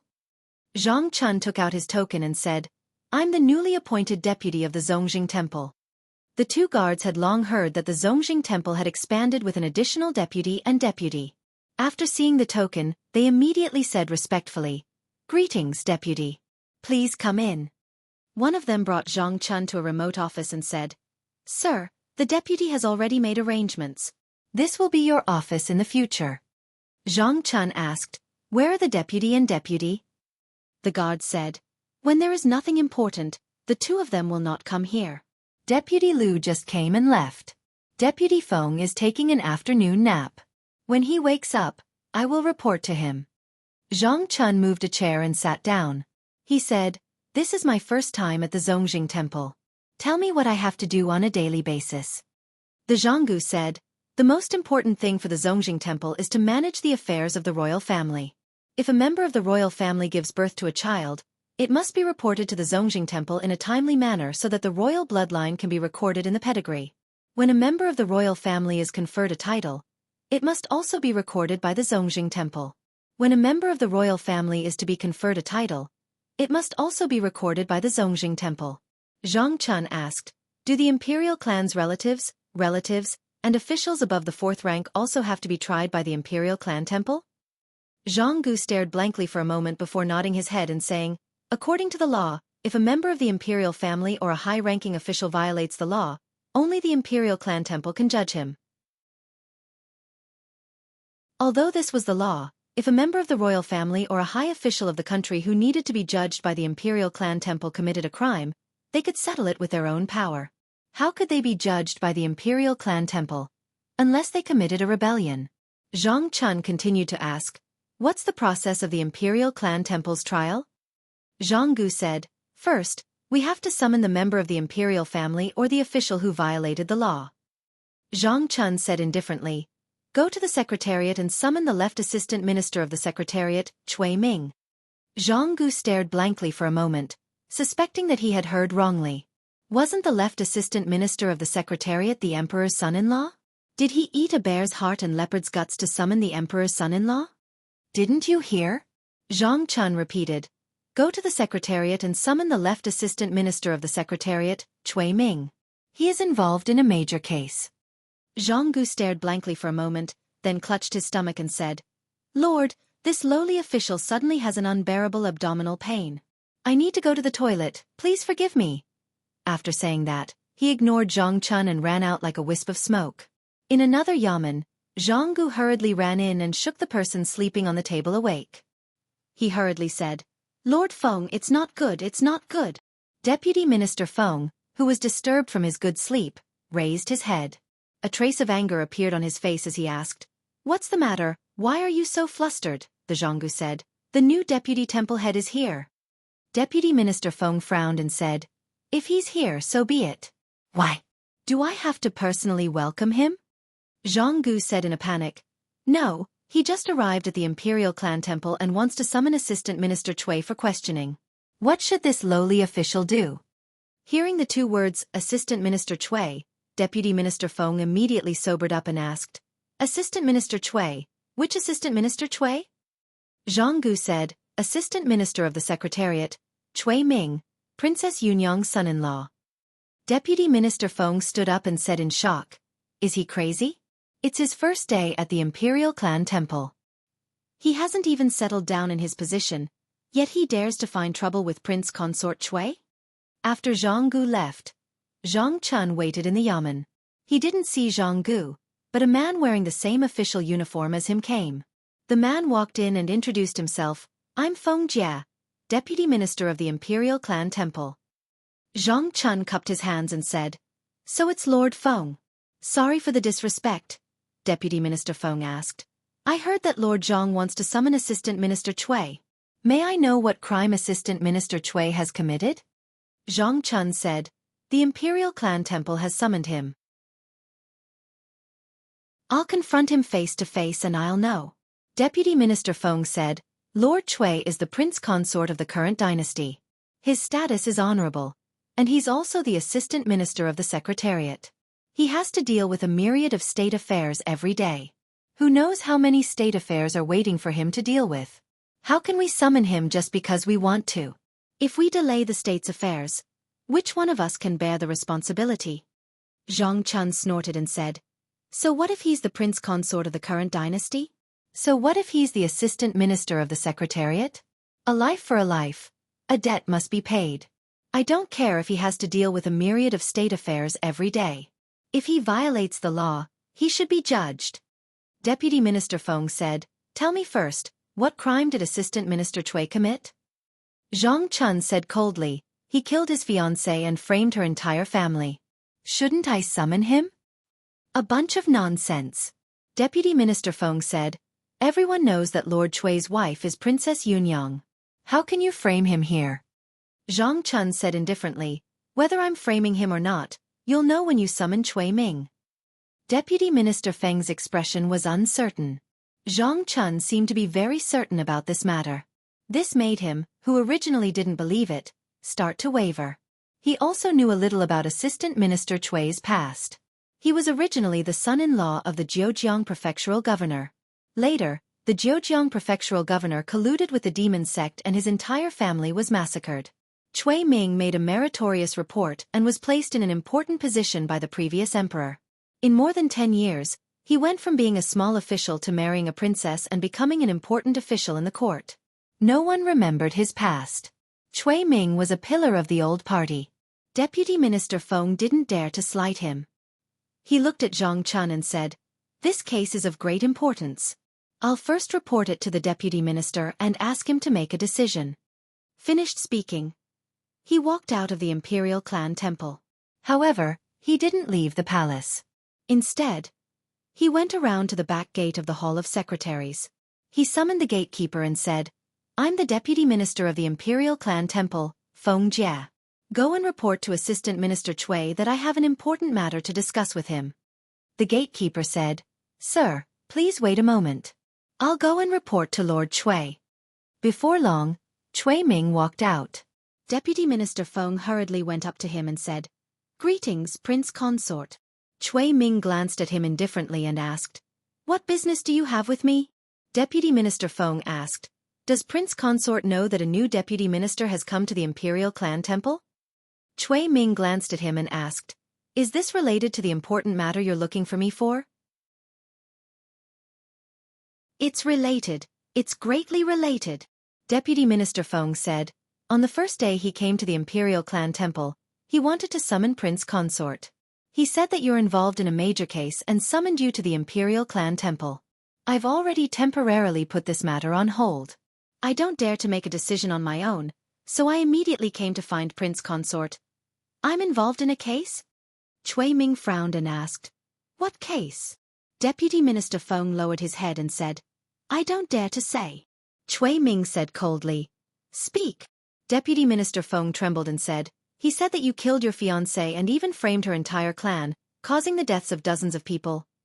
Ridiculous. Cui Ming looked at him coldly and said, What kind of status do you have? You believe such ridiculous words? Deputy Minister Feng heard this and finally relaxed. He hurriedly said, Of course I don't believe it. Prince Consort is someone who places righteousness above family. How could you do something worse than a beast? He revealed a smile and said, I'll be going back first. Seeing Deputy Minister Feng leave, Cui Ming's face gradually darkened. It had been 20 years since the incident. Everyone in the Chu clan had been sentenced to death for colluding with the heretical cultivation. He had personally seen his entire family, including the servants, decapitated and their souls scattered. Other than him, no one else knew about this matter. How did the new Imperial Clan Temple minister find out? Moreover, the words Imperial Clan Temple sounded familiar to him. The more he thought about it, the more familiar it seemed.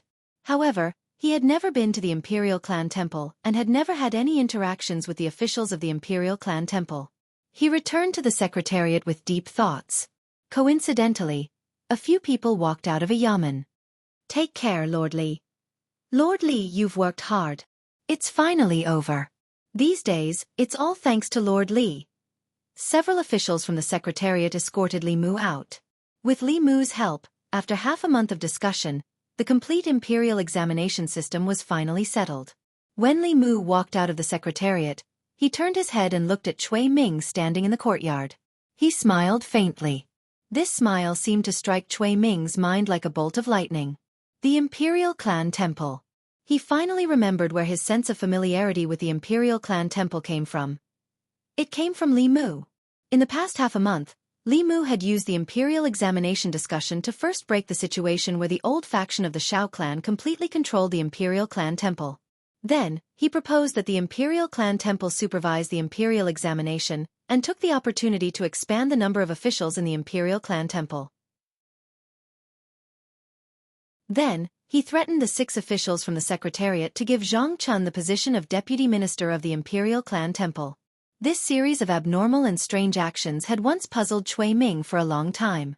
Li Mu shouldn't have gone through so much trouble, and it wasn't very likely that it was just to send his subordinate to the Imperial Clan Temple. On the first day that Zhang Chun came to the Imperial Clan Temple, he summoned him. The reason for the summons was about the old matter from 20 years ago. This wasn't a coincidence. Before this, everything that Li Mu did was to pave the way for today's matter. He was Li Mu's ultimate goal. All of this was linked layer by layer. In the past half a month, Li Mu had approached his goal step by step. Cui Ming even suspected that Li Mu didn't hesitate to become enemies with the 4 great academies, reform the Great Zhou's official selection system, and propose the Imperial examination. Was it just to take the opportunity to interfere with the Imperial Clan Temple, for today? This person's scheming was deep, and his plans were meticulous. It was terrifying. Thinking back to Li Mu's meaningful smile just now, Cui Ming only felt his entire body turn cold. A chill rushed from his tailbone to the top of his head. Li Mu, what a deep scheme.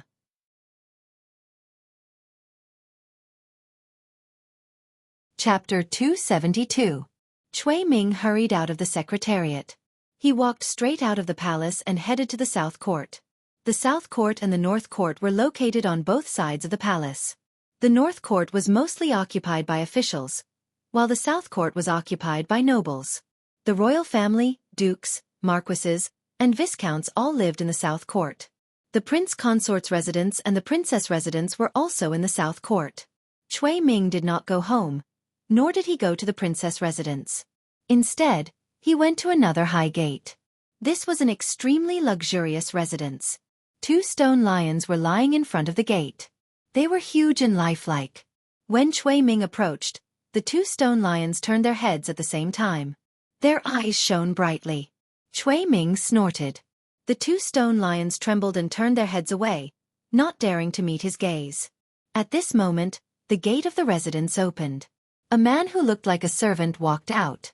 Before he arrived, his voice was heard. "Who dares to be so presumptuous in front of Prince Shou's residence?" Cui Ming looked at him coldly. When the man saw him, his expression changed instantly. "Prince Consort, is there anything I can help you with?" Not many people in Fairy's capital did not know the Prince Consort of Princess Yunyang. Not only did he have a high cultivation, but he also held a high position as the assistant minister of the Secretariat. He was one of the pillars of the old party. Although he was the butler of Prince Shou's residence, he did not dare to slight him. Cui Ming asked, "Is His Highness in the residence?" The servant said, "His Highness is here." "Prince Consort, please. I'll bring you to him." With Cui Ming's status, he naturally could not let him wait here. He had already sent a message to the servants in the residence. Then, he brought Cui Ming into the residence. In the back garden of Prince Shou's residence, a fat man dressed in luxurious clothes was sitting on a chair, shaking his head. He was not light, and his status in the imperial court was also very high. This man was Prince Shou, a member of the Great Zhou's royal family. He was the half-brother of the late emperor, and also the minister of Imperial Ancestral Temple. In the garden, there was a stage set up. The performers of the prince's mansion were singing, deceiving the emperor, defying the emperor, breaking off marriage, a man is sent to bed, killing his wife and son, losing his conscience, forcing Han Qi to die in the court. It was the most popular play in Luoyang recently. Chen Shimi. While Prince Shou was listening to the performer's performance, the maid who was pouring tea couldn't help but be engrossed in the performance. She accidentally spilled the tea on the table. A housekeeper saw this and said angrily, "How can you pour the tea like that?" The maid came back to her senses and bowed her head. When she saw the tea stains on the table, her little face turned white. She immediately kneeled on the ground and said in a panic, "Wang Ye, I'm sorry." King Shou waved his hand and said, "Stand to the side if you want to listen, don't disturb me." The maid heaved a sigh of relief. After wiping the tea stains off the table with her sleeve, she quickly retreated to the side. When another housekeeper came in with Cui Ming, Prince Shou rubbed his round belly and said, "Why is Lord Cui free to come to my mansion today? Men, bring a chair for Lord Cui, let's watch the show together. I have something important to discuss with Wang Ye." Cui Ming walked to the stage and looked at the performers and said, "You all can leave now." The performers paused and looked at Prince Shou. "Aya, I'm just in the mood. That ungrateful Chen Shimi who abandoned his wife and son is about to be struck to death." Prince Shou's face showed that he wanted to continue, but he still waved his hand helplessly and said, "You all can leave now." The performers in the garden hurriedly left. Cui Ming looked at the guards behind Prince Shou and said, "You all can leave as well." The guards were hesitant. Prince Shou waved his hand again and said, "You all can leave now. Lord Cui is one of us." The leader of the guard said, "I'm worried that there might be other changes." Prince Shou said, "What changes can there be? With Lord Cui's cultivation, he can protect me. You all can leave now." Only then did the guards leave. After they left, Cui Ming formed a seal with his hands and threw out a few spiritual jades to set up a soundproof array formation. Prince Shou was surprised. What is it that made Lord Cui so cautious? After setting up the soundproof array formation, Cui Ming looked at Prince Shou and said, "I'm in a bit of trouble and I need your help." Prince Shou looked around and said, "Since Lord Cui is so cautious, I'm afraid the trouble you're in isn't small, right?" Cui Ming said, "Whether the trouble is big or small, it depends on the attitude of the Imperial Clan Temple. Do you know that there's a new deputy in the Imperial Clan Temple?" Prince Shou was surprised. There's such a thing? Cui Ming knew that with Prince Shou's status, it was impossible for him to go to the Imperial Clan Temple often. He explained, "The Imperial Court has restructured the Imperial Clan Temple. Since then, there are 2 vice ministers and 2 deputy ministers in the Imperial Clan Temple. The new deputy minister has brought me some trouble." Prince Shou asked, "What trouble can a mere deputy minister bring to Lord Cui?" Cui Ming said, 20 years ago, when I was the county magistrate of Yangqiu County, I once punished a family that colluded with the heretical cultivation. In the end, the deputy minister of the Imperial Clan Temple came back and accused me of killing my wife and exterminating the family." Wait. Prince Shou was puzzled. "You punished a family that colluded with the heretical cultivation? Why did you accuse them of killing their wife and exterminating the family?" Cui Ming's expression froze, then he said, "In that family, there was a woman who was once my fiancée. However, they colluded with the heretical cultivation, which was not allowed by the law of the country. Thus, I decided to kill them for the sake of justice. However, I didn't expect to be framed." Why does this story sound so familiar? Prince Shou scratched his head as if he remembered something, then he said, "I remember now. When the Zhejiang prefectural governor colluded with the demon sect, it was also Lord Cui who decided to kill his wife for the sake of justice. That's strange. Why does Lord Cui's father-in-law's family always do such things? If I didn't know that Lord Cui is a just and impartial person who doesn't even show mercy to his wife, I would have thought that the story of Chen Shimi was based on you." Cui Ming's expression was unnatural. "How is that possible?" Prince Shou smiled. "I'm just saying. However, Chen Shimi's story is quite interesting. Lord Cui, you can watch it with me later." "There's no need for that. I still have matters to attend to in the yamen." Cui Ming looked at Prince Shou and said, "This matter is related to my reputation. I'll leave it to you, Your Highness." Prince Shou nodded and said, "It's my duty. Lord Cui is one of us. I can't let anything happen to you. I'll go to the ancestral temple now." Cui Ming cupped his hands and said, Thank you, Your Highness. Half an hour later, at the entrance of the ancestral temple, a new steward at the entrance saw a fat man walking towards them from afar and asked, "Who is this fat man? How dare he walk around the palace so casually? Are you blind? That's the head of the temple." Another steward kicked his butt and ran over. He said flatteringly, "Head of the temple, what brings you here today?"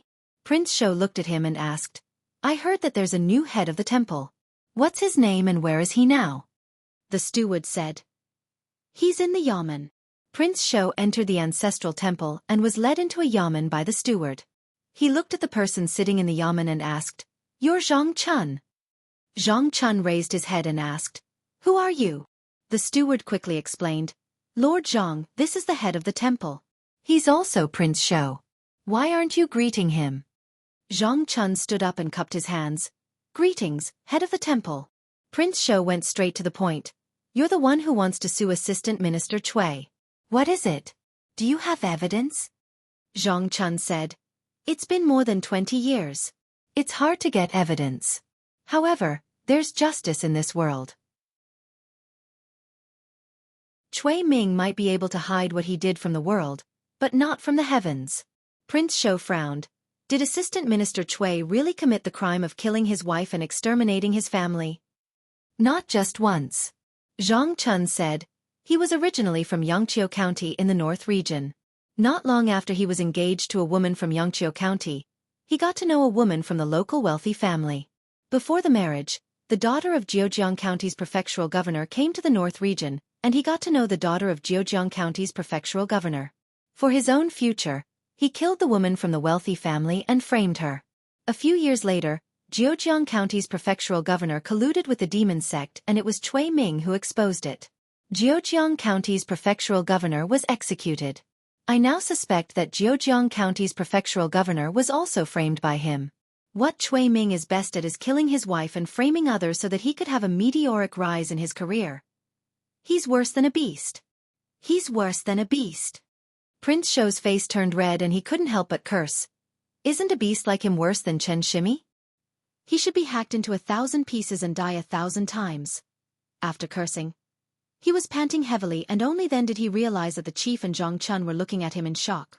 King Shou was stunned for a brief moment before he realized his position. Coughing lightly, he replied, "That's just your guess.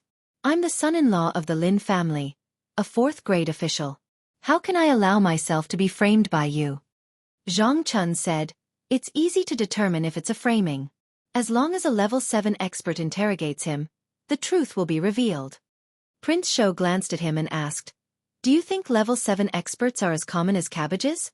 There are only a few level 7 experts in Fairy's capital. Do you want to disturb the deans or trouble His Majesty to interrogate the prince consort and a rank 4 official for no reason? Where's the dignity of the imperial court? Where's the dignity of the imperial court?" Zhang Chun said, "Are you protecting Cui Ming?" Prince Shou said angrily, "How dare you doubt my fairness? You have no proof.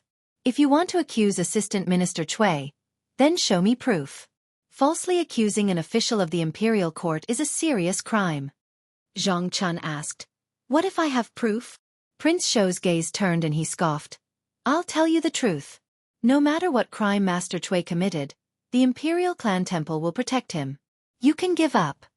Zhang Chun gritted his teeth and said, "Officials protect each other. Darkness. Your Imperial Clan Temple is F*King Dark."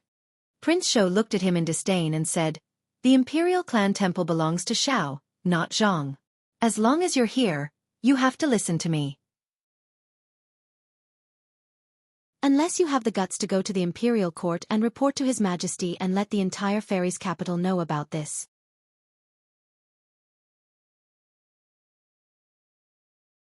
Chapter 273. Prince Shou looked down on Zhang Chun for a while before he left. Walking out of the Imperial Clan Temple, he coughed a few times and spat out a mouthful of thick phlegm. "Bah, scum! Beast! Inhumane! Worse than dogs and pigs." Prince Shou left the Imperial Clan Temple while cursing.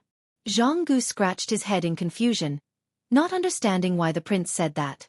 Although this new deputy was unable to see the situation clearly and did not know what was good for him, he could not be called a scum.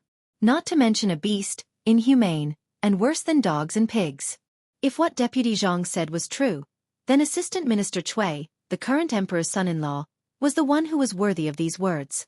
Thinking about what Zhang Chun said just now, Jianghu could not help but feel a chill in his heart. Killing his wife and exterminating his family time and time again just for his own future. If such a person was described as a beast, even a beast, pig, or dog would feel offended. In the Imperial Clan Temple, Deputy Feng walked into Zhang Chun's office and asked faintly, "Did Lord Zhang understand what the Deputy Minister said just now?" Just now, he was outside and heard Prince Shou's furious words. Assistant Minister Cui was going to be protected in the Imperial Clan Temple. No one could do anything. As the Deputy Minister of the Imperial Clan Temple, Prince Shou had absolute authority in the Imperial Clan Temple. Zhang Chun did not pay any attention to him. He stood there in a daze for a long time before he gradually came back to his senses. He walked to the door and asked a minor official, "Is Prince Shou's surname Shao?" The minor official looked at him strangely and said, "Of course, Prince Shou is the late emperor's younger brother and a member of the imperial family. How could his surname not be Shao?" Zhang Chun touched his chin and smiled, "Wonderful." Not long after, in the secretariat, Cui Ming also learned about the scene that happened in the Imperial Clan Temple from Deputy Feng. King Shou didn't let him down. He immediately intimidated Zhang Chun, which allowed him to heave a sigh of relief. However, it was only temporary. Li Mu had spent a lot of effort to reform the imperial examination and send Zhang Chun to the Zongjing Temple. His target was obviously him. The drama, Chen Shimi, was most likely created by him. He had spent so much effort to get to this point, so he wouldn't give up so easily. Although he didn't know what Li Mu would do next, he had to take precautions. At this moment, Cui Ming was still puzzled about something. He knew that he had been very secretive about what had happened 20 years ago, and no one had suspected him during the past 20 years. So, how did Li Mu and Zhang Chun find out about it? Could it be that there was a fish that escaped the net in the Chu clan? Both of them were from Yangqiu County. Yangqiu County was the starting point of his life. There were many things he had done there that he couldn't let others know about. With the secret in the deepest part of his heart exposed, Cui Ming's mind was no longer in the secretariat. He left the palace again and returned to the prince consort's residence. He had 2 permanent residences in the palace. One was Princess Yunyang's residence, and the other was the prince consort's residence that the previous emperor had bestowed upon him. After entering the prince consort's residence, Cui Ming directly walked into the deepest courtyard. The entire prince consort's residence was covered by a large formation. This formation was extremely powerful and could withstand the attacks of Dongshuan's cultivators for a moment. The innermost courtyard was where Cui Ming usually cultivated. No one in the residence was allowed to enter. The courtyard was also covered by a formation. The divine capital was the safest place in the Great Zhou. Under the protection of 2 layers of formations, even a fly couldn't fly into the prince consort's residence. Cui Ming stepped into the courtyard. Standing in the middle of the courtyard, he said, "I need you to make a trip to Yangqiu County in the North County. Check if there are any fish that escaped the net in the Chu clan back then. If there aren't any, search for all the ghosts in Yangqiu County. Back then, I hadn't set foot on the path of cultivation, so I'm not sure if Chu Yun or has become a Yin spirit." As soon as Cui Ming finished speaking, a human face suddenly appeared on an old tree in the courtyard. The face was old, and the patterns on the tree bark were like wrinkles on the face. The surface of the old tree rose and fell. An old man in brown walked out of the trunk. After nodding slightly at Cui Ming, he walked out of the prince consort's residence without a word. Cui Ming looked up at the sky and clenched his fists. He said in a low voice, "Li Mu, what grudge do I have with you? How can you go against me like this?" The divine capital Yamen. Li Mu learned about what had just happened in the Zongjing Temple from Zhang Chun. Sure enough, even if they broke into the Zongjing Temple, it was still impossible to deal with Cui Ming. Even if it was a simple summons, they would encounter heavy resistance. Cui Ming's status in the old party was extremely high. He was the prince consort and the assistant minister of the secretariat. He controlled the state's affairs. Other than Zhang Chun and the new vice minister Liu Biao, the rest of the people in the Zongjing Temple were from the old party. Especially the minister of the Zongjing Temple, who was the king of the Great Zhou. He had absolute control over the Zongjing Temple. At present, they still had to make a big deal out of this. The script of Chen Shimi was given to the owner of the Miaoyin Lane by Li Mu. She asked her performers to turn it into an opera as quickly as possible. Under her deliberate promotion, she sold the script to other opera houses at a low price. Only then could such a phenomenal play be produced. Once Cui Ming's matter was exposed, with the popularity of Chen Shimi, it would probably set off a frenzy of public opinion in the divine capital. The imperial court could care less about anything except public opinion. This was closely related to the faith of the people. It was related to the continuation of the great show. The next day, the tri-daily morning court session was held as scheduled. In the last few court sessions, the officials were discussing the imperial examination. They were contributing to the Secretariat's policy. Just yesterday, the Secretariat had completed the formulation of the imperial examination policy. The next thing to do was for the various departments to implement it as soon as possible. The talents recommended by the 36 prefectures had already left for the divine capital. They had to complete all matters related to the imperial examination within 2 months. The morning court session today ended after more than 4 hours of discussion. Just when everyone thought they could leave, a voice came from the back of the 100 officials. "Your Majesty, I have a memorial." Someone recognized that person. It was the commissioner of the divine capital, Zhang Chun. They didn't know who the previous commissioners of the divine capital were, but the current commissioner of the divine capital had caused a ruckus in the imperial court several times. It was hard not to have a deep impression of him. Some of the officials in the 3 provinces and the Ministry of Personnel knew that just yesterday, the commissioner of the divine capital, Zhang Chun, was also the deputy of the imperial ancestral temple. Ever since the imperial examination was introduced and the imperial ancestral temple supervised the imperial examination, the deputy of the imperial ancestral temple had become the most popular position in the imperial court. Cui Ming's position was only behind the commissioner of ministers, the secretariat's head of department, and the ministers of the 6 departments. When he saw Zhang Chun stand out, he suddenly had a bad premonition. Zhang Chun hugged his ceremonial tablet and bowed. "I want to impeach the assistant minister of the secretariat, Cui Ming, and the deputy of the imperial ancestral temple." When Cui Ming heard this, his mind exploded. In the crowd, Deputy Feng was also stunned. He thought that after Prince Shou's discipline, Zhang Chun would be more obedient. He did not expect him to be so ruthless. He bypassed the imperial ancestral temple and brought this matter to the imperial court. Moreover, not only did he impeach Assistant Minister Cui, but he also impeached Prince Shou. This was crazy. There were even more people in Crepe Myrtle Hall who were confused. Zhang Chun was taught by Li Mu. In the imperial court, he dared to oppose the former emperor's old system and dared to talk back to the academy's instructors. Now, why did he go against Prince Consort Cui and Prince Shou? The empress did not speak. Shangguanli looked at Zhang Chun and asked, "Lord Zhang, why are you impeaching them?"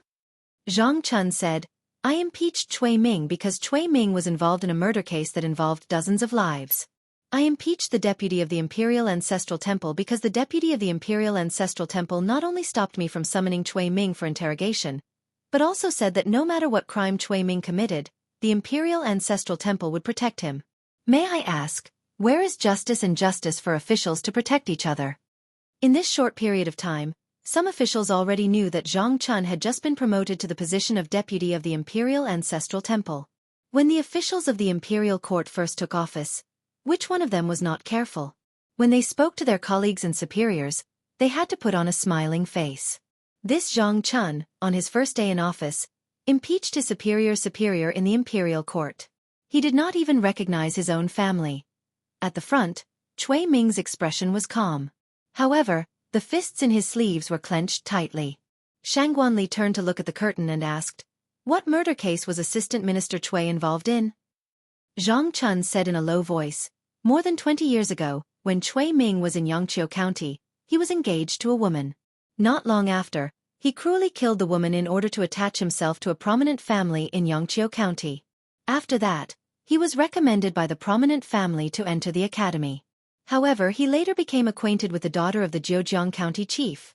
As Zhang Chun spoke, there was an uproar in the imperial court. What kind of status did Cui Ming have?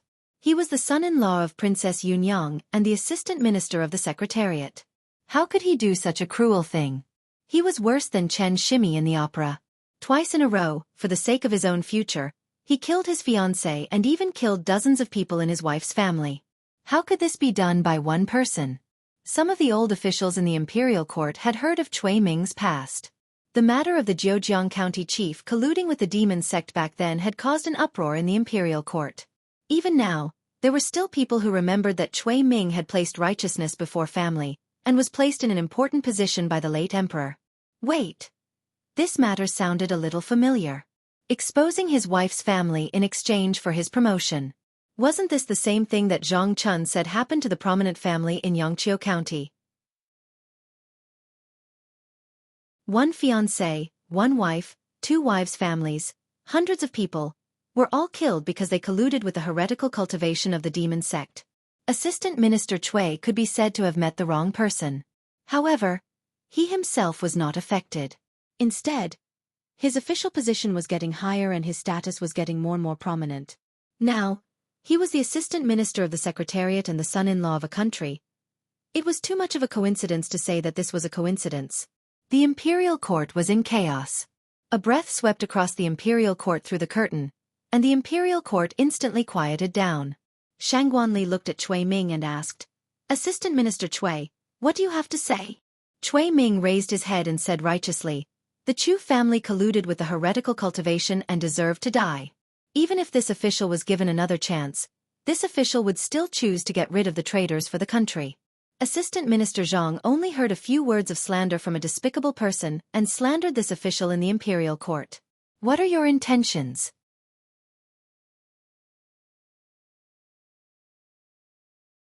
Chapter 274. None of the officials in the court believed that Zhang Chun had any ulterior motives for impeaching Cui Ming.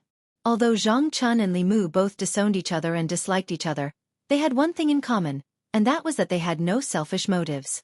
The old party and the new party fought each other because the competition in the imperial court was related to their actual interests. No matter how fierce Li Mu and Zhang Chun were, there was no real benefit for them. He couldn't possibly frame Assistant Minister Cui just because he was jealous that he was more handsome than him. Zhang Chun snorted coldly, "Whether I'm framing you or not, we'll know once we check Cui Ming's soul." At the front of the court, someone stepped forward and said coldly, "Impudent! Lord Cui is the emperor's son-in-law, a fourth-rank official. How can he be humiliated just because of your one-sided words?" The art of soul manipulation was a common method used by the government to investigate cases. For a suspect in a case, as long as they used the art of soul manipulation on him, they could easily break through his psychological defenses and make him spill all the secrets in his heart. Of course, the prerequisite was that the target was a mortal who had yet to condense his soul. After a cultivator condensed his soul force would be strong and it would be difficult to manipulate his soul. After 3 souls fused and condensed into a nascent spirit, it would be even more difficult to manipulate the soul. The person who manipulated the soul had to be several realms higher in cultivation than the person being manipulated. Under the art of soul manipulation, there were no secrets. However, all cultivators had secrets and opportunities. Some secrets couldn't be easily exposed in front of others. For cultivators, soul manipulation was a great taboo. There was nothing more humiliating than soul manipulation and soul searching. As a fourth-rank official and the emperor's son-in-law, as long as he didn't commit a major crime like rebellion, the court, even the emperor, couldn't perform soul manipulation and soul searching on him. Once this precedent was set, all the officials in the court would be in danger. No one knew when their thoughts and past would be exposed naked in front of others because of something. This was a bottom line that couldn't be easily crossed at the national level. Furthermore, it wasn't impossible for experts to tamper with their memories and souls. Relying too much on them would sometimes backfire. After the Minister of Personnel scolded Zhang Chun, Cui Ming stood up and said, "I've always been open and above board. I'm willing to accept the soul search, Your Majesty. Please clear my name." As soon as he said this, some of the officials in the hall revealed strange expressions. Cui Ming's words were either honest and upright and had a clear conscience, or he was fearless and confident in dealing with the emperor's soul searching. Regardless of the situation, even if the emperor really did use soul searching, he probably wouldn't be able to find anything. And His Majesty would never do that. Because of a baseless and groundless case, the emperor's son-in-law, a rank 4 official, had already crossed the bottom line of the royal court, and it would bring even greater chaos to the royal court. Cui Ming pointed to the sky and said, "I swear on the heavens and earth that if I lie, I will be struck by lightning and die a horrible death." In order to prove his innocence, he didn't hesitate to swear a Dao oath. This changed the opinion of some of the officials in the royal court. Cultivators respected the heavens and earth, and they wouldn't swear a Dao oath easily. A Dao oath wasn't just an oath, it also had a certain mysterious power, and could be considered as a kind of supernatural power. However, a Dao oath did not represent everything. Although many people would shout, "If I violate a Dao oath, I will be punished by the heavens," when making an oath, if every oath could be fulfilled, why would there be a need for the imperial court and the government to make an oath to the heavens when encountering unpredictable situations? Swearing a Dao oath couldn't completely prove Cui Ming's innocence. After a while, the Empress's voice finally came from behind the curtain. "This case will be jointly investigated by the Ministry of Justice and the Imperial Clan Temple. Assistant Minister Cui will have to cooperate with the investigation."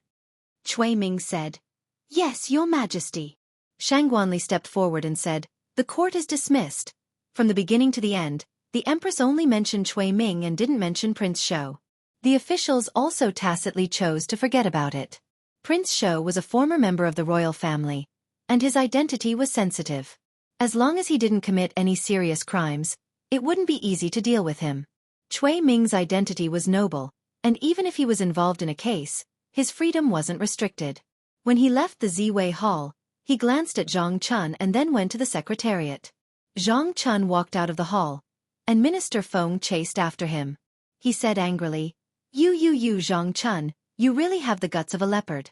You dare to talk nonsense in the royal court without any evidence? Do you think the prince consort can make a false accusation? If the Ministry of Justice finds out that Lord Cui is innocent, your official position will be gone. Zhang Chun glanced at him indifferently and said, You can say that after his innocence is proven. Minister Feng left angrily, and Li Mu walked up from behind. Zhang Chun looked at him and asked, Are you sure you have a witness? Li Mu touched the ring on his finger and said, Don't worry. Even if the Ministry of Justice and the Zongjing Temple weren't willing to punish Cui Ming, they had to follow the Empress's orders. The court was set up in the Ministry of Justice. To prevent the Zongjing Temple and the Ministry of Justice from being biased, the Empress added that the trial would be held in public. The meaning of public trial was that all the procedures would be supervised by other officials or the people. The trial process would be transparent, and any favoritism would be avoided. The person who sued Cui Ming was Zhang Chun, so he naturally couldn't be absent. The Zongjing Temple was attended by Prince Shou, and the Ministry of Justice was presided over by Assistant Minister Zhou Zhong. Other than that, there were a few officials from the Censorate and the Dali Temple. Li Mu was one of the officials from the Censorate. The people of Shendu also heard about it, and they all gathered outside the Ministry of Justice. Cui Ming was a relative of the emperor, and also an important official in the royal court. The country's scandal shouldn't be aired in public. Under normal circumstances, the Zongjing Temple's trial would be held in secret. This time, the Ministry of Justice didn't let the people in and closed the door. Since the people couldn't see what was going on inside, the discussions became even more heated. Who are they interrogating?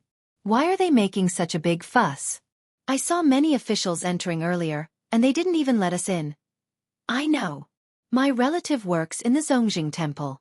Yesterday, Lord Zhang and the head of the Zongjing Temple quarreled. I heard that Prince Consort Cui committed a huge crime, and Lord Zhang wanted to investigate it, but the head of the Zongjing Temple refused to let him. What crime did Prince Consort Cui commit? I heard that he killed his wife and her family for his future. Tisk, that's so vicious. Isn't he more detestable than Chen Shimi? I don't know if it's true or not, but the people interrogating Prince Consort Cui are the Assistant Minister of Justice and the head of the Zongjing Temple. They are in cahoots, so what can they get out of it? In the court of the Ministry of Justice, Cui Ming's case was presided over by Assistant Minister Zhou Zhong of the Ministry of Justice, and Prince Shou of the Zongjing Temple as his assistant. In terms of status, relatives of the royal family and officials of the fourth rank and above were under the jurisdiction of the Zongjing Temple. However, after Zhang Chun impeached Prince Shou in the imperial court, although the emperor did not punish him, it was still inappropriate for him to be the presiding judge. Although Cui Ming was the defendant, he could sit in the court because of his noble status. Zhang Chun, on the other hand, had to stand at the side. Behind the table, Assistant Minister Zhou Zhong of the Ministry of Justice patted the gavel and looked at Zhang Chun. He asked, Deputy Zhang, you said that Assistant Minister Cui killed the Chu family in Yangqiu County 20 years ago and framed the Chu family for colluding with the heretical cultivation. Do you have any evidence? If you don't, the crime of wantonly framing a relative of the royal family and an important official in the imperial court is not light. Cui Ming sat on the chair with a calm expression. He looked calm, but his attention was all on Zhang Chun. When Zhang Chun found out about this, he did not panic. What he feared the most was how Zhang Chun found out about the matter between Su He and Chu Yun more than 20 years ago. If Zhang Chun accidentally found out about the matter between the Chu family and Su He when he was the county magistrate of Yangqiu County, and used this to slander him and ruin his reputation in Fairy's capital, he would make Zhang Chun pay an even more painful price after this matter. He was worried that Zhang Chun really had some information that could be used against him. Zhang Chun raised his head and looked at Zhou Zhong. He smiled and said, I've been the county magistrate for more than 10 years. Without evidence, how would I dare to slander the current emperor's son-in-law? Cui Ming's eyelids twitched. He looked at Zhang Chun. Zhou Zhong said, since Deputy Zhang has evidence, take it out. Zhang Chun took out a piece of spiritual jade. He held it in his hand and crushed it. A cloud of mist emerged from the spiritual jade and finally turned into the figure of a woman. It was Madame Chu, who had been stripped of her sword spirit identity by Li Mu. The moment Madame Chu appeared, she saw the figure sitting on the chair. For more than 20 years, she had been thinking about this figure all the time. She wanted to drink his blood, eat his flesh, and burn his soul with ghost fire day and night. The intense hatred made her lose her mind in an instant. Black chi surged around her body, and her eyes turned blood red. She pounced on Cui Ming and said sternly, Cui Ming, give me your life. The moment Madame Chu appeared, Cui Ming could no longer maintain his composure. He stood up abruptly. The next moment, Madame Chu's ghostly figure pounced on him. Cui Ming was not shocked. Instead, he was delighted. He immediately struck out with his palm and attacked with all his might. He did not expect Chu Yun'er's spirit to be with Zhang Chun. He also did not expect her to attack him with all her might as soon as she appeared. This gave him a reason to fight back. She was only at the 4th realm. This palm strike was enough to destroy her soul.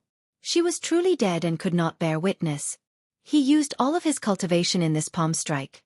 He did not hold back at all. How dare you? At this moment, he heard a sudden roar. Zhang Chun stood in front of Madame Chu and took the full brunt of the palm strike. His body flew backward, and blood spurted from his mouth. After he landed, he pointed at Cui Ming angrily and said loudly, This is the spirit of the Chu family woman. You all saw it, right? Cui Ming wanted to destroy the witness. He has a guilty conscience. Cui Ming's expression darkened. He had raised his hand again, but he put it down again. At this moment, Madame Chu had regained some of her consciousness. However, her aura was still extremely unstable. As she stood in the Ministry of Justice's courtroom, her resentment continued to rise. Zhou Zhong's eyes flashed. He stood up abruptly, and a powerful aura erupted from his body. He suppressed Madame Chu and said sternly, How dare you, ghost? How dare you try to assassinate the prince consort? Li Mu knew that things were not going well. Madame Chu's hatred for Cui Ming was too strong. Now that it had erupted, her anger affected her mind. She almost went mad, and this gave Zhou Zhong an excuse to suppress her. Under the pressure of Zhou Zhong's powerful aura, Madame Chu's spirit became even more unstable. She was on the verge of collapse. However, the resentment on her grew stronger, and her aura became more and more terrifying. Her hatred for Cui Ming and his ruthlessness toward the Ministry of Justice's officials all turned into resentment in her heart. At this moment, the resentment in the Ministry of Justice was so strong that people all over the fairy's capital could sense it. Boom! When the resentment reached its peak, countless citizens on the streets of the fairy's capital looked up at the sky. At this moment, the wind and clouds in the fairy's capital swept away.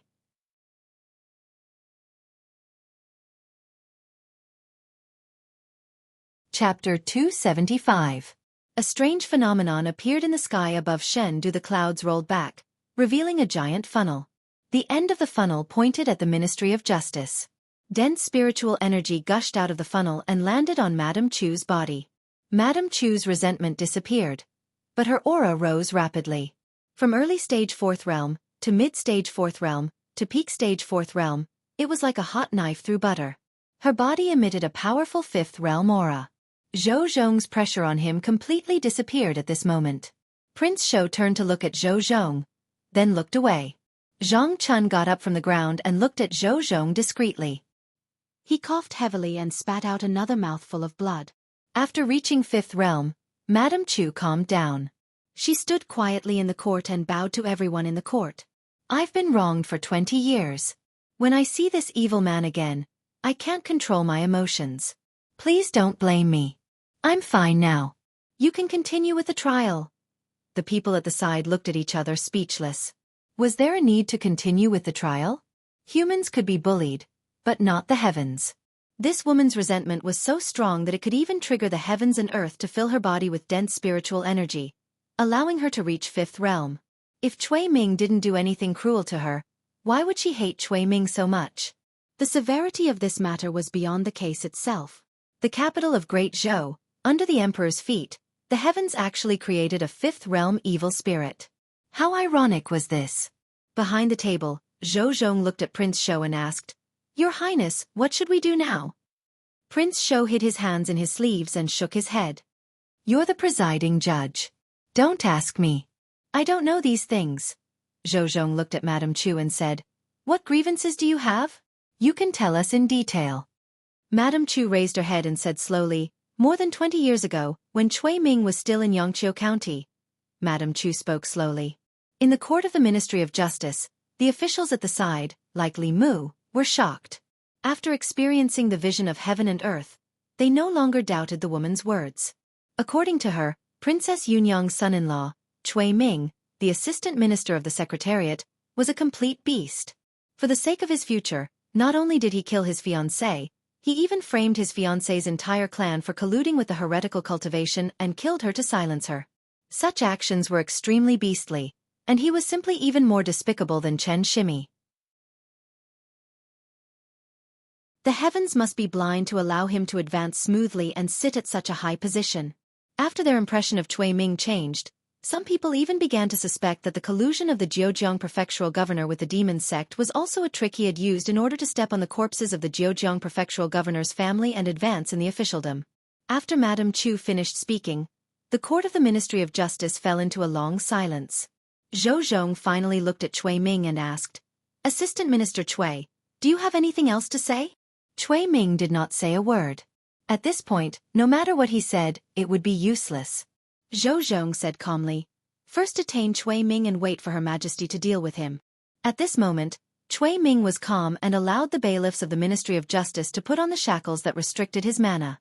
After he was taken away, a figure descended from the sky. Mr. Mei walked in and said, Her Majesty has decreed that Cui Ming is to be taken to the prison of the Imperial Clan Temple. Very few things that happened in the Luoyang could be hidden from the Empress of the 7th realm. The Empress had probably already predicted this when the vision appeared in the sky. Madame Chu knelt on the ground and kowtowed to Li Mu and Zhang Chun. She said, Thank you, sir. Thank you. Zhang Chun's face was pale. He patted his chest and said, No need to thank me. This is what I should do. Then he looked at Li Mu and extended his hand. He said, Do you have any more healing pills? Quickly give me some. That damned Cui Ming. That palm strike contained at least 30% of his power. I almost died. Li Mu took out a bottle of pills and threw it to him. He said, Don't be so stubborn next time. Even if you want to protect a witness, you don't have to take that palm strike. Zhang Chun took the pills and said, The situation was urgent. I didn't have time to think so much. This time, I need to rest for a while. Cui Ming was the emperor's son-in-law. Even if he broke the law, he would not be paraded through the streets in front of the people of the Luoyang. The people of the Ministry of Justice secretly sent him to the Imperial Clan Temple in the palace. The doors of the Ministry of Justice opened. The people scrambled to look inside, but they saw nothing. Li Mu walked out of the Ministry of Justice. Someone impatiently asked, Constable Li, what's going on inside? Why did the sky change just now? Li Mu smiled and said, That villain has confessed and is in jail. The people were in an uproar. What? That thing is true? I thought that this kind of thing only happened in dramas. This Cui Ming is even more evil than Chen Shimi. This kind of person should be cut into pieces. Li Mu saw the anger of the people and felt that it was a pity. If only He was in the Luoyang right now and could see this scene with her own eyes. She didn't come to the Luoyang to find Li Mu. She was probably still in the array. After this, he would immediately return to the northern region and tell her about Cui Ming's fate. Then, he would go to Baiyun Mountain to reunite with Lu Hanyan. Constable Li, good job. Thanks to you, this villain can be punished. You really are the justice of the Luoyang. Please accept our respect. Sensing the strong psyche power from the people, Li Mu was stunned. Usually, he would redress the grievances for the people. Perhaps the people were used to it. However, he had been plotting behind the scenes this whole time. The person who contributed in front of the stage, spoke out in the Golden Palace, and was almost killed by Cui Ming in the court of the Ministry of Justice was someone else. Pfft. Zhang Chun stood beside Li Mu. He clutched his chest and couldn't help but spit out another mouthful of blood. When he returned home gloomily, Madame Zhang saw his blood-stained official robe and ran up to him in shock. She asked in a panic, "What happened? Where did the blood come from? Didn't you go to the imperial court? How did this happen?" "It's just a small injury. It's not a big deal." Zhang Chun popped a pill into his mouth and said confidently, "That Cui Ming is indeed a beast. Just now in the court of the Ministry of Justice, seeing that the matter was exposed, he actually wanted to destroy the witness. Fortunately, I stepped forward bravely and saved the witness." Madame Zhang took off his blood-stained robe and scolded, "You're the only one who knows how to show off. If something happened to you, what would Yi and I do?" Zhang Chun snorted and said, "I'm not showing off. This is what I should do as an official and a man. It's useless for a man to be handsome. He must be righteous. If Cui Ming wasn't handsome, he wouldn't have been able to deceive those women. Some women are just short-sighted. They only care about a man's appearance and don't understand the inner workings of a man." Madame Zhang's heart ached. Yes. You're right. Sit down first. Do you feel any discomfort? Where are you hurt? Does it hurt? Ministry of Justice. After Cui Ming was taken away, the Shao royal family and some officials from the old party came to inquire about the situation. The Minister of Personnel frowned and said, "How did this happen?" Zhou Zhong shook his head and said, "I also didn't think that the woman's resentment would be so deep. I originally wanted to force her into becoming a demon and kill her while I was at it. But I didn't think that it would stimulate her resentment and allow her to reach the fifth realm. It's all my fault," the Minister of Personnel said. "You can't blame Lord Zhou. No one expected this to happen. I didn't expect Assistant Minister Cui to have such a terrible past. He's in big trouble this time," Prince Shou said. "Since he's in the Imperial Clan Temple, I'll think of a way to get him out." "You can't." The Minister of Personnel said hurriedly, "Heaven and earth have shown signs of abnormalities. Your Highness, you can't interfere in this matter. I think Princess Yunyang will think of a way. We can only watch." Prince Shou put his hands back into his sleeves and said, "Then there's no other way. I've done everything I can." After leaving the Ministry of Justice, Li Mu did not go home, nor did he return to the divine capital Yamen. Instead, he brought Madame Chu and Mr. Mei to the palace. The situation in the court of the Ministry of Justice was very dangerous just now. Li Mu breathed a sigh of relief and said, "It was too dangerous just now. If you were completely possessed in the court, the Assistant Minister of the Ministry of Justice could kill you directly." Madame Chu was silent for a moment before she said, "Young master told me that I must be rational in court. However, when Lord Zhang let me out, I suddenly lost control of my emotions. Now that I think about it, someone must have controlled me." Li Mu paused and asked, "Who?" Madame Chu thought for a moment and said, "It was that Assistant Minister." Li Mu was shocked. "The Assistant Minister of the Ministry of Justice, Zhou Zhong?" Madame Chu nodded. Li Mu murmured, "Why did he control you? Did he want you to lose your rationality and be killed by Cui Ming? Dead people tell no tales?" Madame Chu shook her head and said, "After that, he used his aura to suppress me. With his strength, he could have easily destroyed my soul, but he didn't do so." With Madame Chu's cultivation at the fourth realm, To destroy her soul with aura alone would require extremely strong strength. Li Mu was shocked. Zhou Zhong is that strong? Madame Chu said, I can feel that he's very strong, very strong.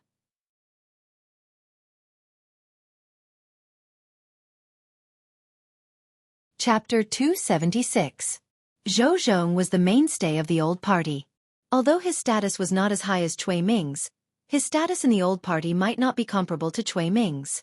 Among the three provinces, the Secretariat was directly involved in the decision-making of national affairs. However, how to interpret national policies and implement them was the responsibility of the 6 ministries of the minister. Among them, the 6 ministries had a lot of freedom to act. There were many cases where they agreed in public but disobeyed in private. The Secretariat was only responsible for making plans.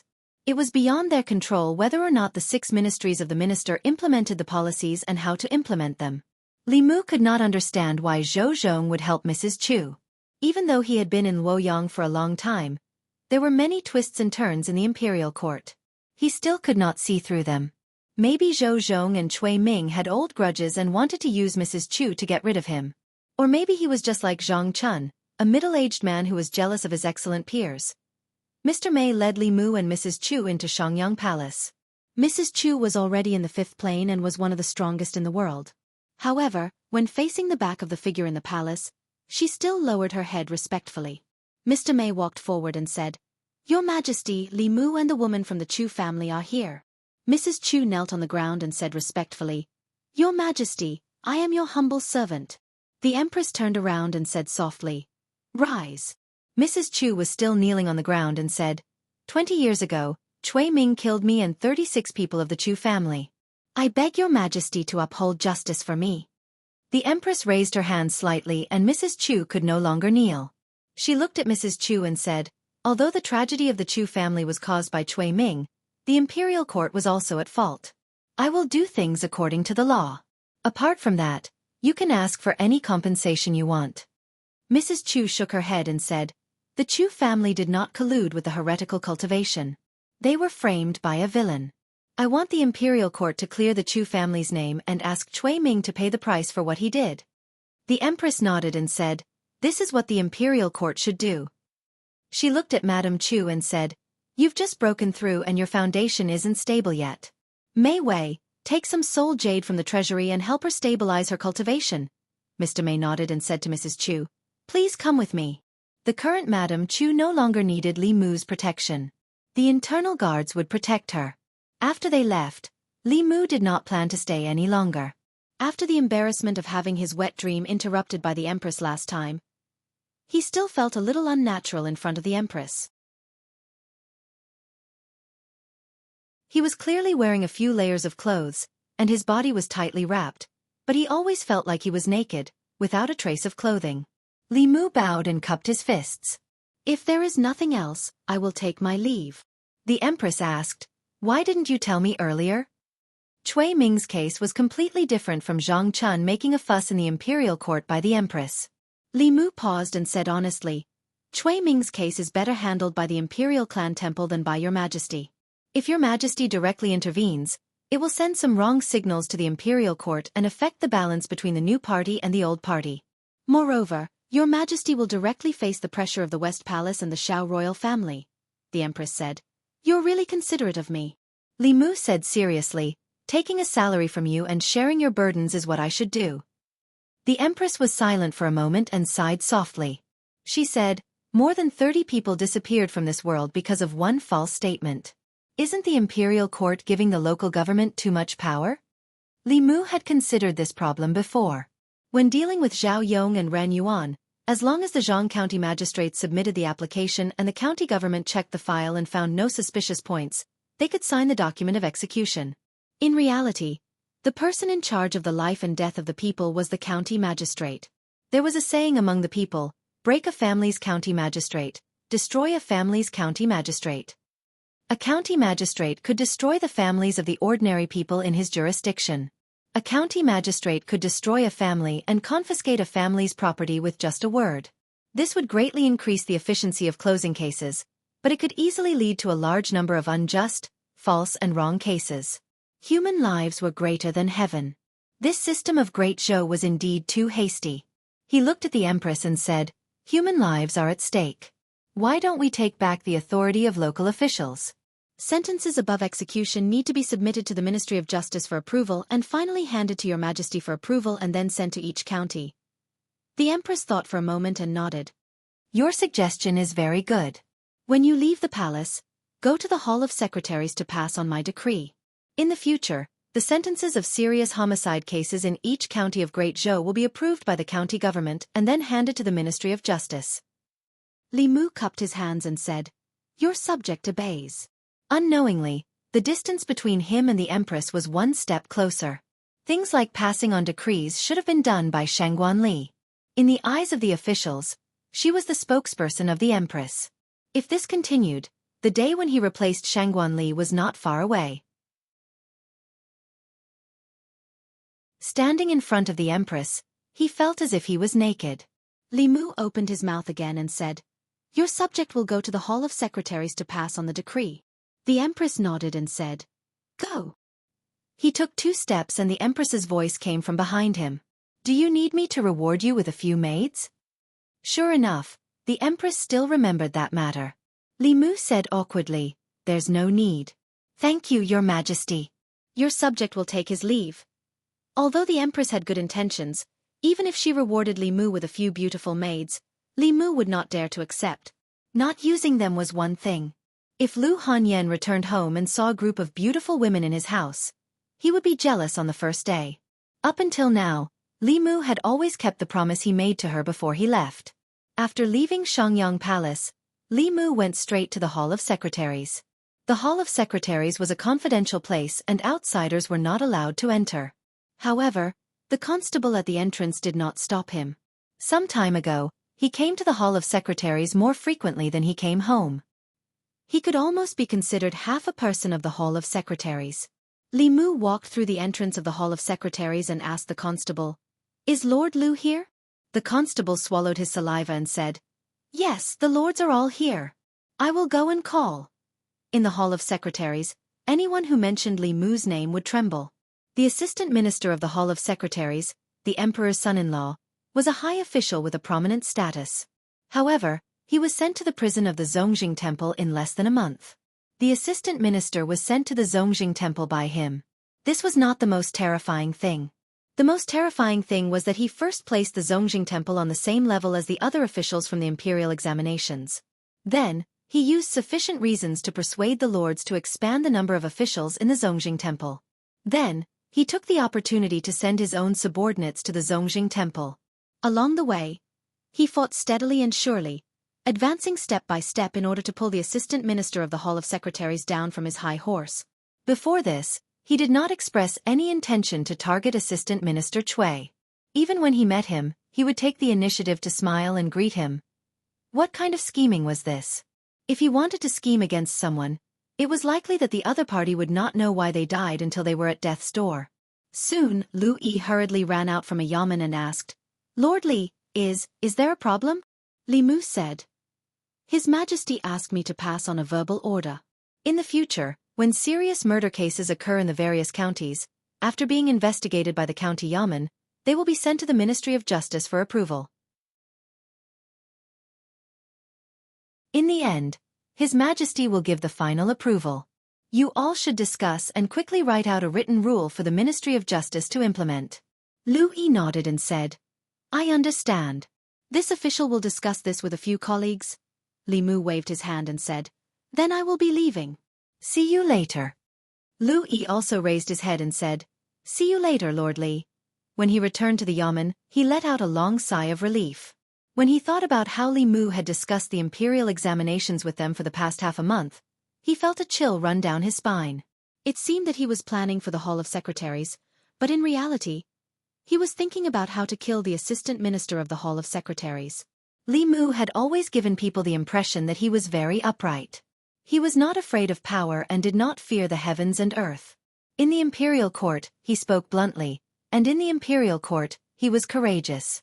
The 6 officials of the Hall of Secretaries, including Lu Yi, all believed that Li Mu was a straightforward person. He did things in a straightforward manner and did not know how to compromise. If he were to be compared to an animal, the most suitable animal would be a dog. He was the Empress's loyal dog, loyally protecting his master. Anyone who dared to provoke the Empress would have a piece of their flesh bitten off by him. Although a loyal dog was fierce, he was not to be feared. As long as one avoided him, there was no need to worry about being bitten.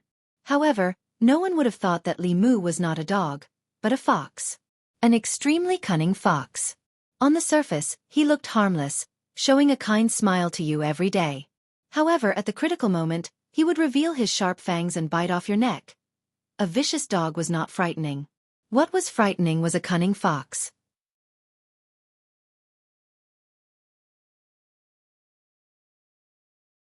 Chapter 277. When he walked out of the secretariat, Li Mu sighed softly. Half a month ago, Lu Yi was so warm to him, calling him Brother Li. Just now, in the secretariat, Lu Yi's attitude towards him had changed dramatically. Warmth became politeness, politeness with alienation, and within the alienation with vigilance. Obviously, after the incident with Cui Ming, the straight man image he had painstakingly built had collapsed. Before today, the courtiers at most thought that he was a bootlicker of the Empress. After today, they would guard against him as a cunning fox. Although a bootlicker would bite, a dog's brain was not as scheming. Foxes were different. In the eyes of most people, foxes were cunning, sinister, and treacherous. This was actually a stereotype of this race. There were foxes who were stupid. Xiao Bai almost had the words, stupid, white, and sweet, written on his face. Once everyone's impression of him changed, no matter what he did, they would probably guess whether he had a deeper motive. When he walked out of the secretariat and passed by the palace gate, a sedan chair came from outside the palace. Out of the way, out of the way! The few sedan bearers who were carrying the palanquin berated Li Mu from afar to move aside. Li Mu looked left and right. The palace gate could allow at least 4 palanquins to pass through at the same time. He wondered who was inside the palanquin. When he walked out of the palace gate, he happened to hear a few guards talking. It's Princess Yunyang's sedan chair. The prince consort is in prison. The princess can't sit still anymore.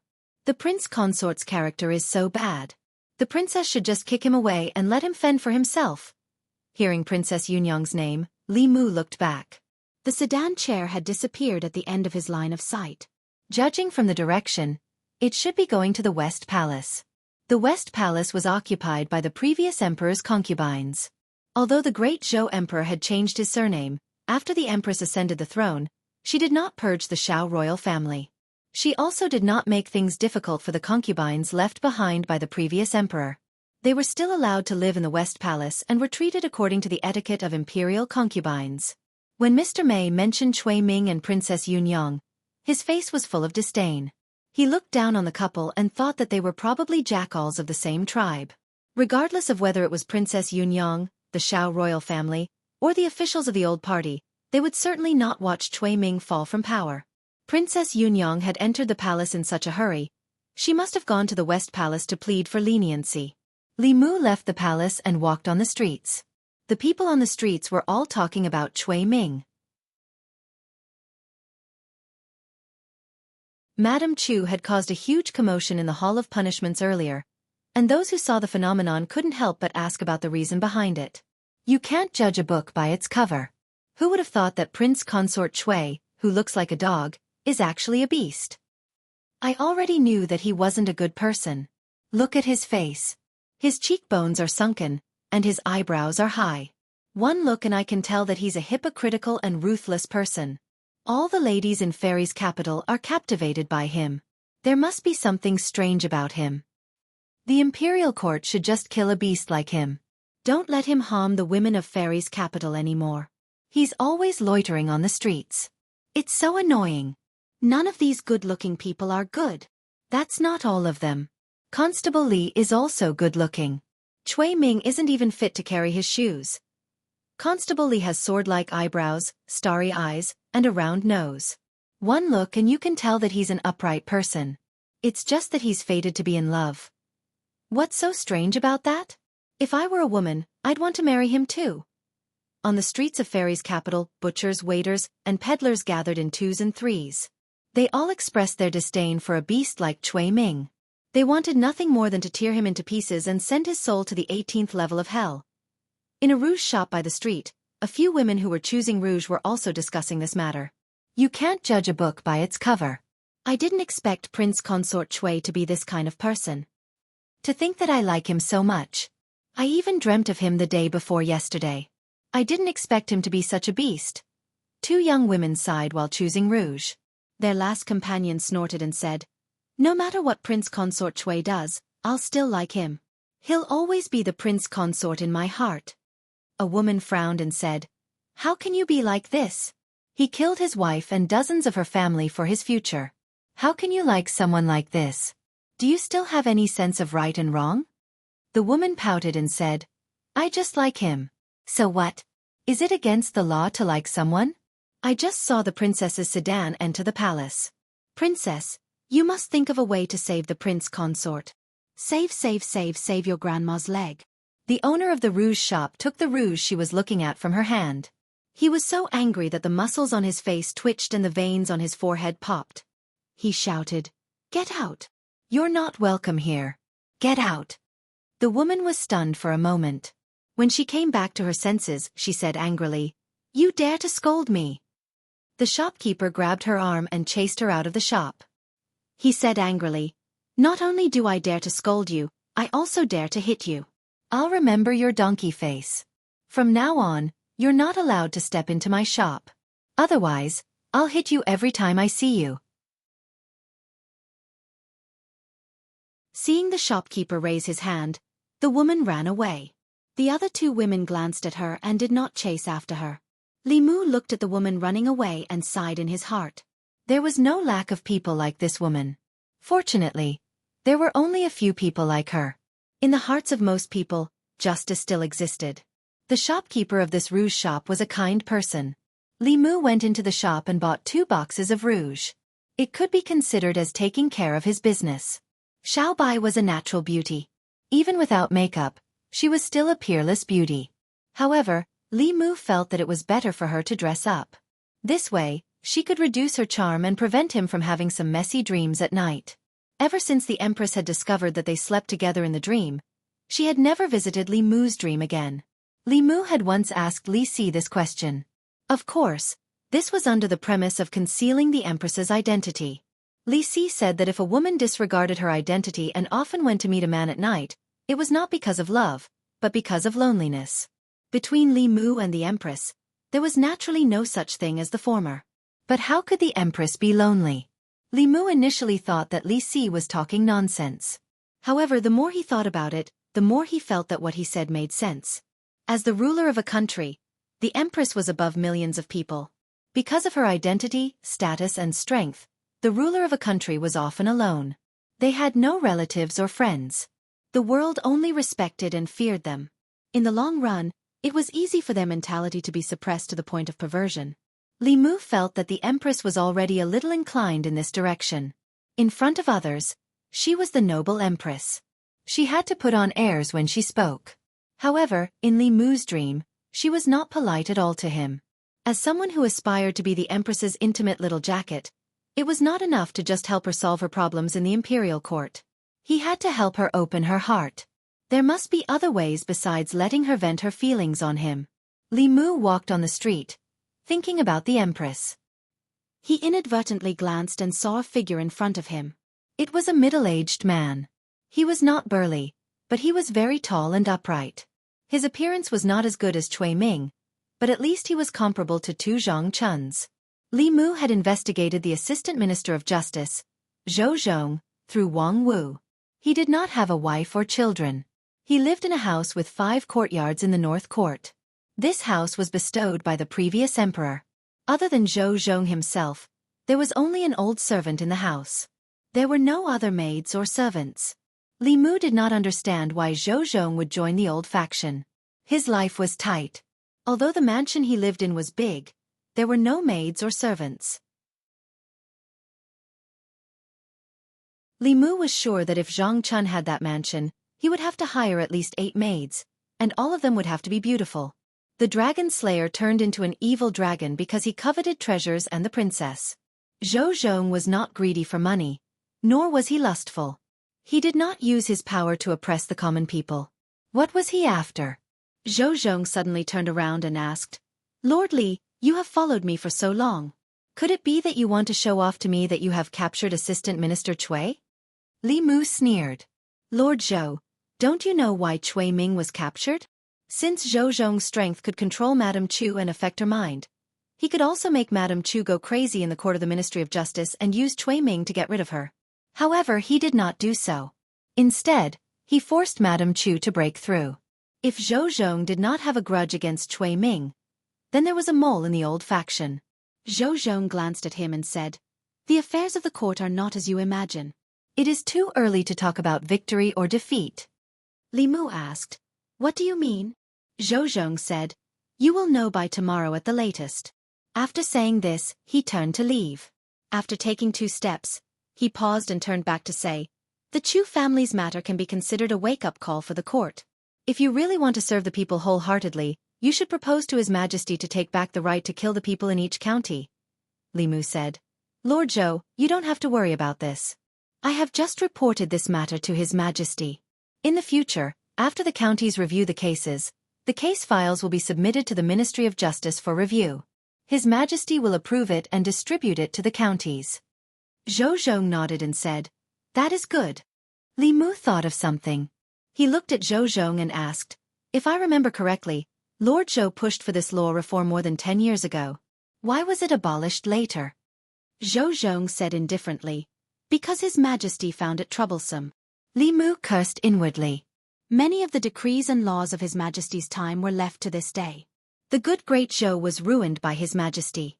Now that the world was taken over by His Majesty could only blame His Majesty. Thinking of His Majesty, Li Mu could not help but think of the Empress. He sighed and said, Her Majesty is still the most brilliant. Zhou Zhong nodded in agreement and said, Although loyal dogs are hard to come by, they must meet a wise ruler.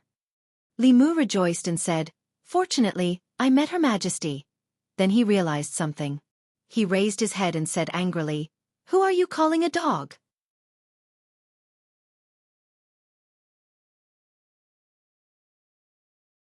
Chapter 278. Being a subject and being a loyal dog were 2 different things. Unfortunately, many people in this world didn't understand the difference between the 2. Heaven, earth, ruler, family, and teacher. In people's hearts, these 5 were people that they had to respect and obey. This concept had been deeply rooted in people's hearts since ancient times.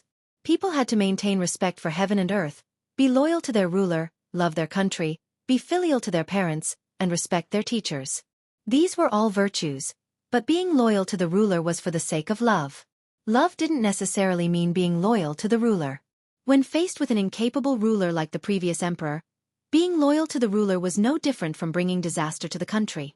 For the sake of cultivation and to realize the value of justice in his heart, Li Mu was willing to do things for the Great Zhou court and the people of Great Zhou. However, this didn't mean that he would crawl at the feet of the Empress and be a loyal dog. The Empress might be high and mighty in the eyes of others, but in Li Mu's heart, she couldn't be majestic. When he thought of how she had ravaged him in his dreams, the majestic image he had painstakingly built for her collapsed in an instant. Li Mu couldn't see through Zhou Zhong, but he knew that over the years, as the assistant minister of the Ministry of Justice, he had shielded many people from the old party. However, he had also made incomparable contributions to perfecting the laws of Great Zhou. If one carefully read commentary on the laws of Zhou, they would discover that Zhou Zhong would amend or add a new section of the law every once in a while. In Wei Bin's case, according to the old laws, there was no doubt that his sentence would have been reduced. However, 2 years ago, Zhou Zhong had defined rape of more than 2 people as a serious case. Wei Peng's law of Great Zhou hadn't been updated in time, and by a freak combination of factors, he had successfully obtained the death penalty for Wei Bin. If one carefully studied commentary on the laws of Zhou, it was easy to discover one thing.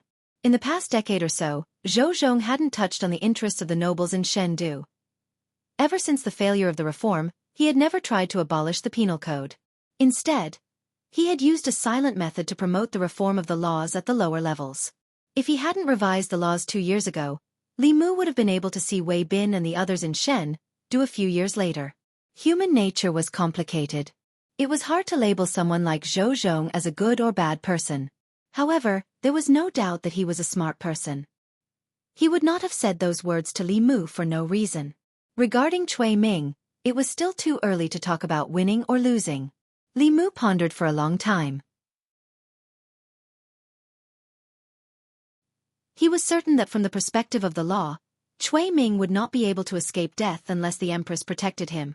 Therefore, Princess Yunyang would definitely persuade the Empress Dowager or Consort Dowager to persuade the Empress. However, with the Empress's character, she would definitely not agree. After feeling sorry for the Empress for a while, he had already walked to the entrance of the Li residence. Li Mu pushed the door open and said, "Xiaobai, come and see what I bought for you." Li Mu stepped through the door and stopped. Xiaobai was squatting in the garden in front of the courtyard, holding a small shovel. Other than Xiaobai, there was also a woman standing in the garden. Xiaobai planted the flowers she had bought a few days ago and patted the soil with the small shovel. She asked, "Sister Zhou, when will these seeds bloom?" The Empress said softly, "Step aside." Xiaobai took the shovel and walked out of the garden. When she saw Li Mu, she said happily, "Young master, you're back." Li Mu had just parted with the Empress at the palace. He had gone to the secretariat and chatted with Zhou Zhong on the street, which had taken up a lot of time. However, she had arrived home before Li Mu. It seemed that she had been at the Li residence for a while. The Empress glanced at him and said, "The palace will not be peaceful for the next 2 days. I came to your place to hide." Li Mu immediately understood what she meant. For Cui Ming's case, Princess Yunyang would definitely ask the Empress Dowager and Imperial Concubine Dowager for help. These people were the concubines of the former emperor and the elders of the Empress. If they lowered their status and pleaded for Cui Ming, the Empress would definitely be in a dilemma. Under such circumstances, it was not a bad idea to not see and not hear.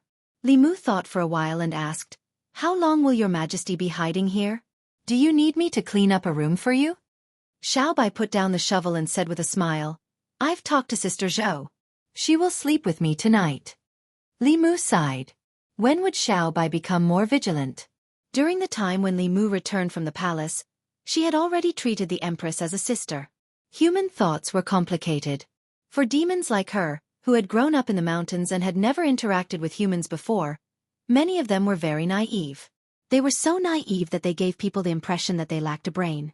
She and Bai Tingxin were both this type. Of course, the Empress was trustworthy. Li Mu was happy to see Xiaobai build a good relationship with her. Xiaobai still did not know that the Sister Zhou she spoke of was the richest woman in the Great Zhou. If she got closer to her, she might have a chance to grow 5 tails and 6 tails. What surprised Li Mu was that Xiaobai was naive and ignorant. She did not have much respect for her status as the Empress. The Empress could actually put down her status and call a little fox sister. She really did not behave like an Empress at all. However, he soon realized that Li Si was probably right. She was powerful and had a high status, but she was also human. Humans would feel lonely. After becoming the Empress, she had no relatives, no friends, and even no enemies. For the sake of the throne, the Shao royal family had fought with the new party to the bitter end. However, what they were fighting for was the position of the next emperor. As the youngest transcendent expert in the Great Zhou dynasty, the Shao royal family would not dare to become her enemy. Li Mu sighed. As a person, she did not even have an enemy. No wonder she would feel lonely. Xiaobai was silly because of this. When others knew the Empress's status, they would respect her and stay away from her. Xiaobai was close to anyone who treated her well. This was the nature of the Heavenly Fox clan. As for Xiaobai, because she was so beautiful that even women could not arouse the slightest jealousy, it was easy for her to capture the Empress's heart. Last time, the Empress gave her a few drops of Heavenly Fox blood essence, allowing her to advance to 4 tails. She remembered this kindness in her heart and probably forgot the task Lu Hanyan gave her. She automatically excluded the Empress from the ranks of fox spirits. While these thoughts flashed through Li Mu's mind, the Empress had already walked out of the garden. She stood outside the garden and gently waved her sleeves. Li Mu instantly felt that the spiritual energy of heaven and earth in the courtyard suddenly became abundant. In the garden, the seeds that Xiaobai had just planted sprouted and broke out of the ground. They grew rapidly at a speed visible to the naked eye. First, green leaves were born and then buds were formed. In a short moment, the buds that had just formed buds were competing to bloom, In a few breaths of time, the garden in the Li residence was full of flowers. Li Mu marveled at the transcendent powerhouse's Taoist magic. Xiao Bai was already dumbfounded.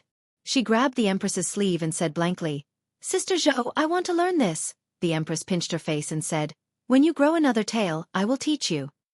Li Mu didn't tell Xiao Bai that if she wanted to reach the Empress's level, she would have to grow another 3 tails and become a 7-tailed fox. Spring was a magical power that could be performed by a powerhouse in the creation realm. However, the cultivation of the 5th realm was only at the level of making the withered tree sprout. The Empress's Taoist magic that could make the withered tree bloom in a short period of time required at least the cultivation of the 7th realm. In the small courtyard, the fragrance of flowers filled the air. Xiao Bai ran into the garden, sniffing and looking around. Li Mu remembered that there was no more food at home, and the matter of Cui Ming would probably not be resolved in a day or 2. In other words, the Empress would have to stay here for at least 2 days. He looked at the Empress and asked, "Your Majesty, what kind of food do you like to eat? I will go and buy it." The Empress said lightly, "I said, you don't have to call me that outside the palace." It seemed that she really didn't like being the Empress. After leaving the palace, she didn't even say, "Your Majesty." However, in this way, Li Mu was a little troubled about how to address her. If he called her Miss Zhou, it would seem distant, but if he called her Miss Xiao, it would be a little strange. Like Xiao Bai, it didn't seem appropriate to call her sister Zhou either. Xiao Zhou, Xiao Xiao, or directly calling her by her full name would be even more inappropriate. Li Mu thought for a moment and asked, "What do you like to eat?" Since he didn't know how to address her, he might as well not address her and save himself the trouble. The Empress thought for a moment and said, "Fish, tofu." There were 3 people, so 4 dishes and 1 soup should be enough. Xiao Bai liked to eat chicken, and the Empress liked to eat fish. Li Mu made steamed sea bass, Xiao Bai's favorite stewed chicken with mushrooms, braised tofu, and casually stir-fried some vegetables. The last dish was the soup that Xiao Bai spent 2 hours to meticulously brew. Without Mr. Mei and Shangguan Li, and with Xiao Bai's liveliness, this meal was much more lively than the last time. Gradually, Li Mu also realized something. He could completely treat Zhou Yi of the Li residence and the Empress in the palace separately. The woman sitting opposite him now was not the monarch of a country. She was just an elder sister who had the same name as the Empress and whom Xiao Bai had just met. At the dinner table in the Li residence, the atmosphere was harmonious. In a hall in the West Palace, Princess Yunyang knelt on the ground and begged, "Mother, please save the prince consort." Opposite her, a woman who looked to be about the same age as her, and who also looked very similar to her slowly stood up. She said coldly, "Back then, I advised you that Cui Ming's status is not good enough for you, but you refused to listen to me. Now that he has caused trouble, you only know to come and beg me?" Princess Yunyang stepped forward, hugged her leg and said, "Mother, no matter what, he is still my prince consort. I have already lost 1 prince consort. Do you want me to lose another one?" She was her daughter after all. The woman sighed, helped her up and said, "Okay, I will put down my old face and beg His Majesty." Princess Yunyang stood up, wiped her tears, and said happily, "I knew it. Mother is the best." A moment later, at the gate of Xiangyang Palace.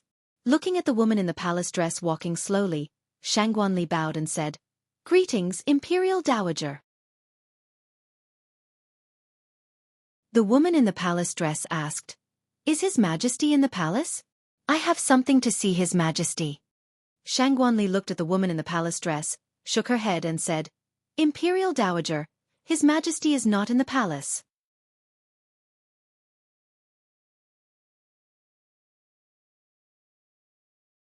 Chapter 279. West Palace. Yongshou Palace. The imperial concubine returned less than a minute after leaving the palace. Princess Yunyang hurried out and asked, "Mother, what did she say?" The imperial concubine said calmly, "She's not in the palace." Princess Yunyang's expression changed.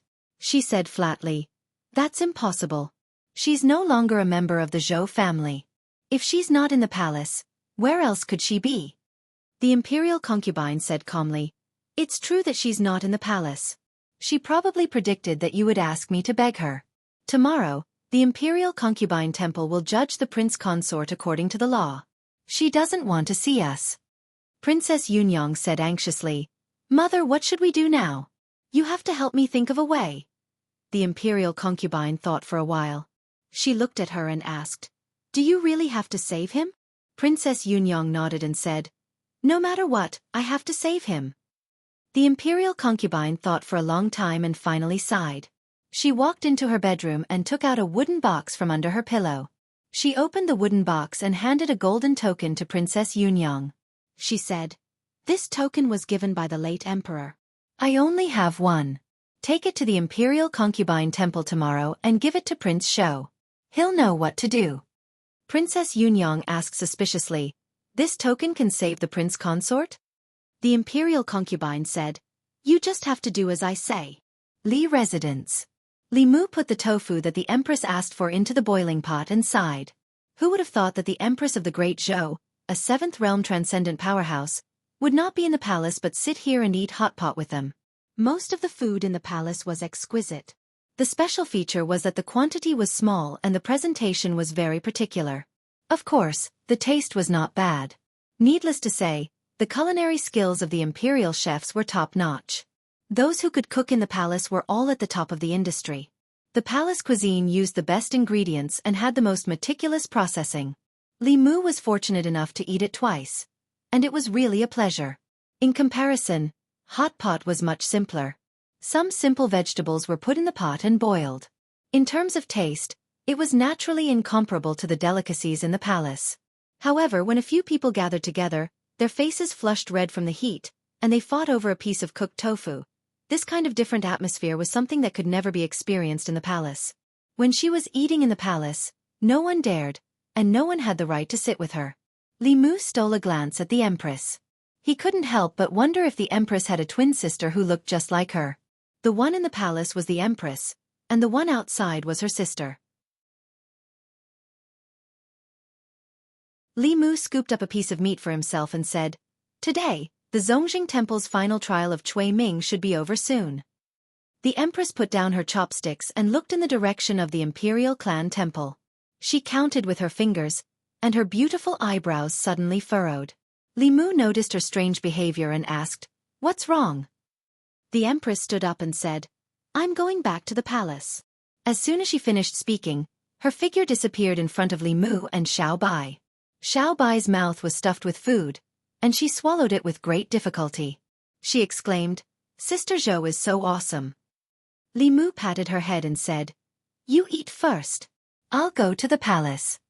The empress originally planned to avoid the matter of Cui Ming here, but after only one night, she changed her mind. It seemed that something had happened at the imperial clan temple. Li Mu remembered Zhou Zhong's reminder, so he walked out of the house and went straight to the palace. At the imperial clan temple. The final trial of Cui Ming's case was held today at the imperial clan temple. Many officials gathered in the imperial clan temple to listen to the trial. King Shou looked at the old party members with a helpless expression and asked, "The crimes committed by Prince Consort Cui are enough for him to die 100 times. Tell me, what should I do? If I kill him, he's one of us. If I don't kill him, I'll be bending the law for my own benefit. How am I going to explain it to His Majesty and the people? I'm so troubled."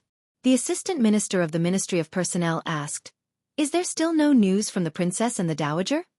Someone said, "The princess went to the palace yesterday to beg the dowager for help. I heard that the dowager went to see His Majesty, but His Majesty wasn't in the palace. He didn't return last night." Ah, His Majesty didn't return last night. If His Majesty didn't return to the palace, where else could he have gone? Could it be the Zhou family? Impossible. His Majesty has long lost contact with the Zhou family. He must be hiding from the dowager and the princess. It's obvious that His Majesty doesn't want to get involved in this matter. The assistant minister of the Ministry of Personnel coughed and said, "Don't talk about His Majesty. The most important thing now is Assistant Minister Cui." King Shou waved his hand and said, "I can't save him, but I can't not save him either. Who can tell me what I should do?" Zhou Zhong said faintly, "We can't save Assistant Minister Cui. If we save him, it will implicate King Shou. Moreover, King Shou can only save him for a while. When the time comes, King Shou will be implicated and the Imperial Clan Temple will change hands. Assistant Minister Chui's case still needs to be retried, so let's not waste our efforts. King Shou said. What Assistant Minister Zhou said makes sense. Why don't we just forget about it? As soon as he said that, an Imperial Clan Temple official ran in and announced loudly, Princess Yunyang has arrived. Greetings, Princess. When Princess Yunyang walked in, everyone greeted her. Princess Yunyang bowed to King Shou and said, Greetings, uncle. You may dispense with the formalities. King Shou waved his hand and said, Have you found a way to save the prince consort? Princess Yunyang nodded and said, I found it. King Shou was stunned for a moment before he reacted. He said in disbelief, You found it? Princess Yunyang took out the golden token and said, Uncle, please take a look. When he saw the golden token, King Shou realized something. He patted his head and said disappointedly, How could I forget about this? Princess Yunyang said in surprise, Uncle, you don't seem too happy? King Shou sighed and said, I'm just blaming myself. If I had thought of this earlier, the prince consort wouldn't have to suffer so much. The imperial noble consort didn't tell her the use of the token. Princess Yunyang quickly asked, Uncle, can this token really save the prince consort? King Shou took the token and weighed it in his hand. He nodded and said, This is a token that the late emperor ordered the Ministry of Works to make with meteoric iron in order to reward the important officials of the imperial court. The token is also plated with a layer of fine gold. The holder of this token will be exempted from the death penalty unless they commit treason. There are a total of 13 death exemption tokens. The imperial noble consort was very favored by the late emperor. It seems that the late emperor also gave her one. Someone asked, Can the imperial noble consort's token save Assistant Minister Chui? King Shou nodded and said, As long as the imperial noble consort is willing, this token can save anyone.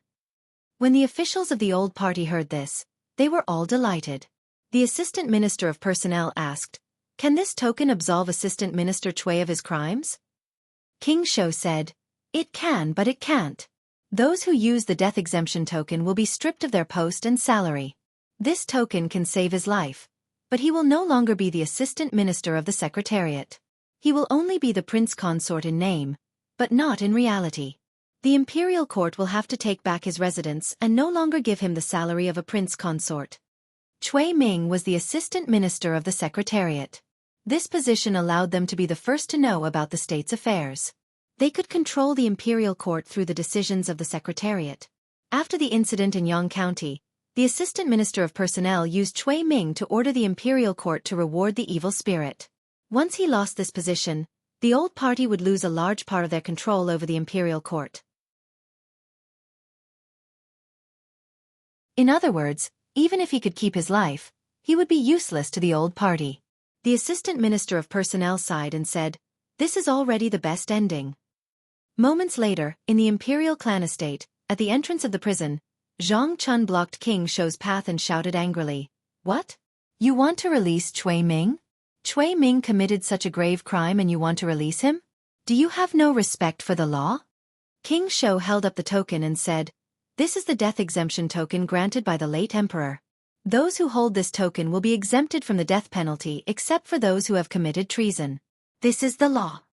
Zhang Chun said loudly, You are using the death exemption token from the late emperor. What are you doing to His Majesty? King Shou snorted and said, A ruler doesn't joke. The death exemption token represents the dignity of the imperial family and the Great Zhou. As long as the Great Zhou still exists, this token will be effective. Those who see this token will be the same as seeing the late emperor. Those who resist this token will be the same as resisting the imperial edict. Those who resist the edict will be executed and the three races will be exterminated. Zhang Chun stepped aside and extended his hand. Please. When Li Mu arrived at the imperial clan office, he learned from Zhang Chun that Cui Ming had returned with Princess Yunyang. At the critical moment when the trial was about to begin, Princess Yunyang sent the death exemption token and exempted him from the death penalty. Although Cui Ming lost his position, the prince consort's residence, and his salary, he kept his life. At this moment, Li Mu finally understood the meaning of Zhou Zhong's words. It was impossible to say that everyone was equal before the law. The death exemption token granted by the late emperor was a privilege for these people. With the death exemption token, As long as they didn't rebel, they could be exempted from the death penalty even if they committed murder or arson. With the death exemption token, they could become an outlaw. This wasn't a special case in the Great Zhou. Li Mu knew that in the world he came from, this kind of thing happened a lot in history. However, the death exemption token in that world was called the Red Ink Iron Certificate. The holder of the Red Ink Iron Certificate could be exempted from the death penalty 9 times, and his descendants could be exempted from the death penalty 3 times. This was something that really happened in history. This of course destroyed the fairness of society and the fairness of the law. However, the law of this world was meant to serve a small number of people. In essence, the country was still governed by people and not by the law. Zhou Zhong proposed that the powerful were punished the same as the common people. Not only did he lose his position, but he also almost lost his life because the law protected the powerful, not the common people. Zhang Chun gritted his teeth and said, "There are 37 lives in the Chu family. A lousy token in exchange for 37 lives. This damn death exemption token. I heard it." Prince Shou walked out from the side and said, "You dare to say that the death exemption token granted by the late emperor is a lousy token? Zhang Chun, I finally got something on you. What did I say just now?" Zhang Chun looked at Li Mu and asked, "Li Mu, did you hear it?" Li Mu shook his head and said, "No." Zhang Chun looked at Prince Shou and said, "I didn't say anything. Your Highness, don't slander me." Prince Shou snorted at Zhang Chun and said, "I'm in a good mood today. I can't be bothered to argue with you." Zhang Chun gritted his teeth and said, "Don't be happy too early. I won't let that bastard Cui Ming go." King Shou shrugged and said with disdain, "What else can you do? Although a death exemption medallion can only be used once. Do you have anything on Assistant Minister Cui?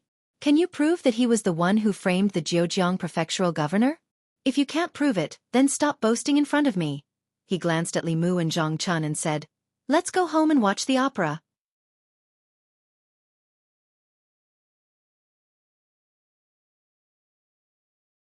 Chapter 280. The death exemption medallion can only be used once? Everyone can only be spared once? Li Mu and Zhang Chun looked at each other.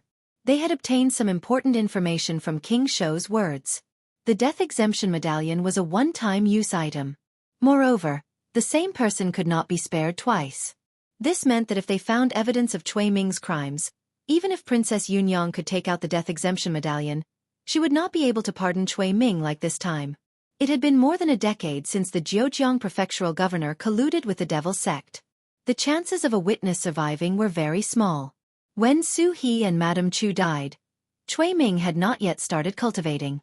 This was why there was a possibility that the souls of Su He and Madame Chu still existed. After gaining the support of the Zhejiang prefectural governor, Cui Ming's cultivation would definitely increase greatly in a short time, just like Li Si. At that time, Cui Ming would be even more thorough. The Zhejiang prefectural governor's family would probably not even have their souls left. Using this clue to force Cui Ming to his death was very unlikely. However, Li Mu still had Su He. As long as she came out of seclusion, he could bring her to the divine capital and tell her about what happened back then. No one would be able to protect Cui Ming. Although Su He did not tell Li Mu about her, it was clear that Cui Ming was the first to get engaged to her. Then, he gained the support of the Chu clan. Then, he killed the entire Chu clan for the daughter of the Zhejiang prefectural governor. After that, he married Princess Yunyang. Li Mu looked at King Shou's departing figure. He had enough reason to suspect that Cui Ming's position in the old faction was really that high. Or was it just because he was handsome that all the men in the divine capital were jealous of him, even if they were his accomplices? This reason was no longer important.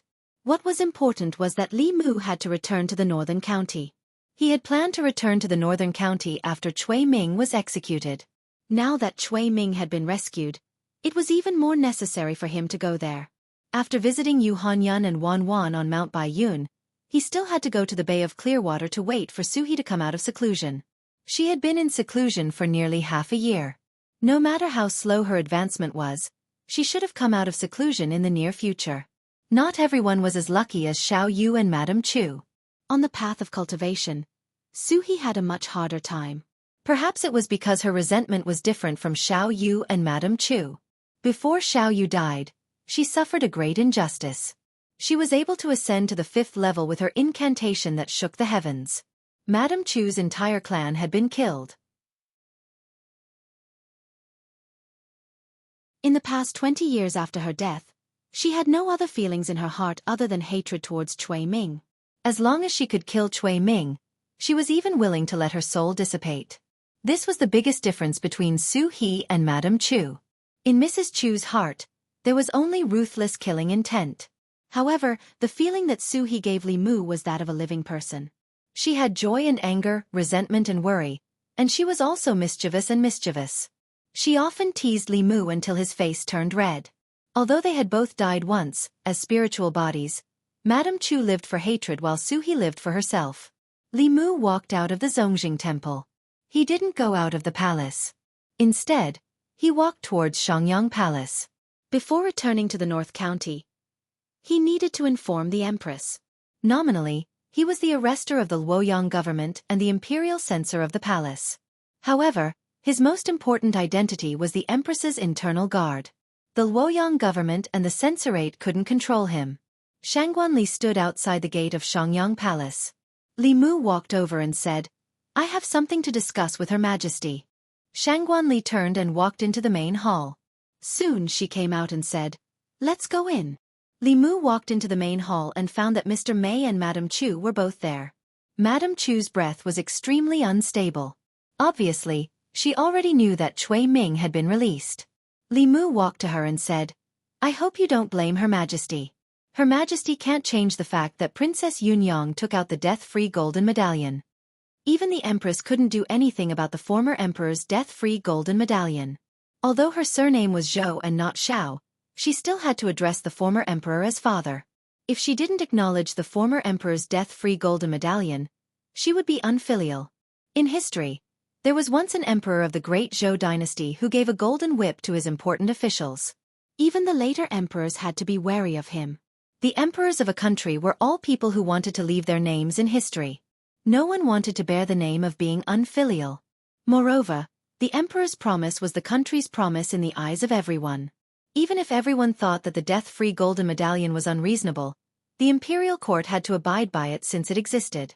After Madame Chu calmed down, she said, "I don't dare to blame Her Majesty. Cui Ming killed my entire family. Even if my soul is destroyed, I will make Cui Ming pay with his life." "Don't be impulsive," Li Mu looked at Madame Chu and said, "I will think of a way to deal with Cui Ming." It was obviously not a good idea for Madame Chu to go against Cui Ming. She had just advanced and her strength was not stable. Cui Ming had been in the creation realm for many years and was not weak. He probably had many trump cards. If she took revenge, she would just be courting death. At this moment the Empress said calmly, "With Cui Ming's temperament, there is a high possibility that the incident with the Jiujiang County chief was framed by him. Unfortunately, too much time has passed and it is impossible to deduce. We can only search Cui Ming's soul," Li Mu hurriedly said. "Your Majesty, we can't make an exception." Everyone, including Li Mu, had their own privacy and secrets. If the imperial court made an exception, Pandora's box would be opened. This would have a worse impact than the death-free golden medallion and the silver law of guilt. There were no secrets between people. Everyone was selfless and didn't hide anything. They didn't commit any crimes. This sounded wonderful, but it was terrifying when one thought about it. Even when the government searched the souls of people, it had to be based on a large amount of evidence. If they could pry into people's minds based on guesses, the order of the world would be messed up. Li Mu hoped that Cui Ming would die, but he could not cross the line.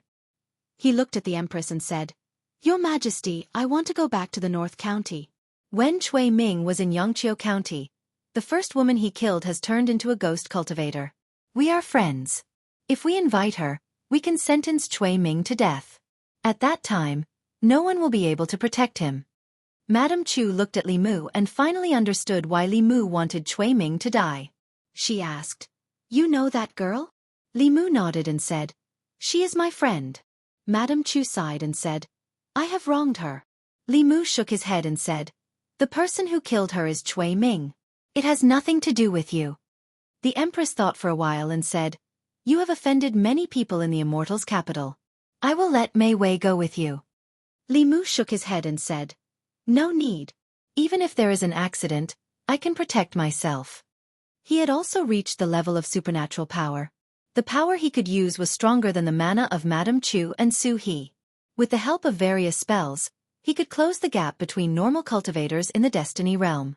If he counted in the talisman's treasure, he could fight with the cultivators in Dongxian for a while. Li Mu refused to be escorted, and the Empress did not insist. She said, "Remember to come back before the imperial examinations.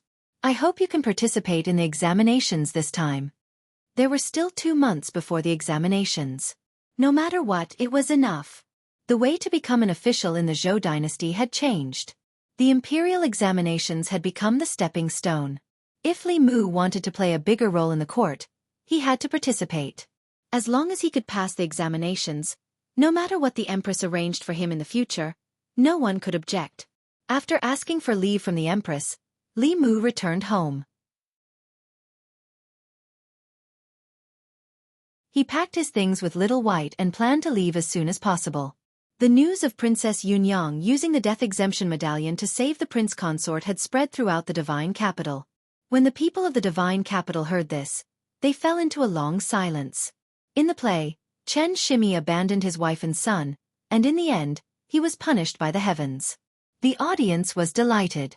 However, in reality, Prince Consort Chui killed his wife and exterminated his family. He bore the burden of dozens of lives, but he was still able to get away with it. As the prince consort, he enjoyed endless glory and wealth. A play was ultimately just a play. The Ministry of Justice. The director of the Ministry of Justice sat in the guardroom and sighed. "I didn't expect Princess Yunyang to have such a move. The death exemption medallion bestowed by the late emperor is probably something that even His Majesty can't object to. Whoever has the medallion has an extra life and can do whatever they want in the Zhou dynasty." As the director of the Ministry of Justice, although he would sometimes cover for people from the old faction, it was within the scope of the law. Assistant Minister Zhou once said that if the law was not fair to everyone, then the law would be meaningless. According to Assistant Minister Zhou, the death exemption medallion should not exist in the first place. The Assistant Minister's office. Zhou Zhong sat behind the desk and flipped open a book on the table. The book was blank. There was only a page in the middle that was densely filled with words. Upon closer inspection, one would realize that it was a list of names. There were 13 neatly written names on the paper. 3 of the names had been crossed out. Zhou Zhong picked up a pen and gently crossed out the words Imperial Noble Consort.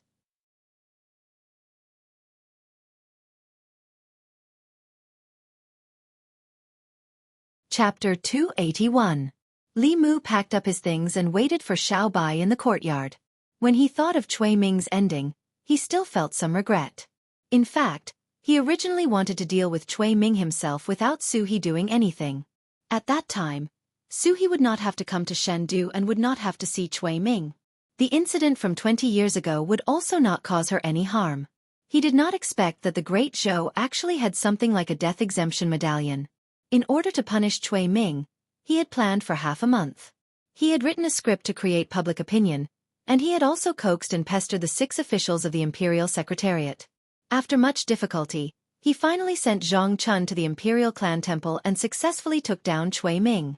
In the end, he lost to a broken medallion. There were too many misdeeds left behind by the previous emperor. After one was dealt with, another one would appear. It was impossible to guard against it.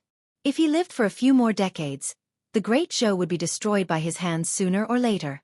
A piece of scrap metal could destroy the justice of the law. It was the biggest stain on the Great Zhou's law and could not be tolerated. When he returned from the northern county, he would sooner or later turn those medallions into real scrap metal.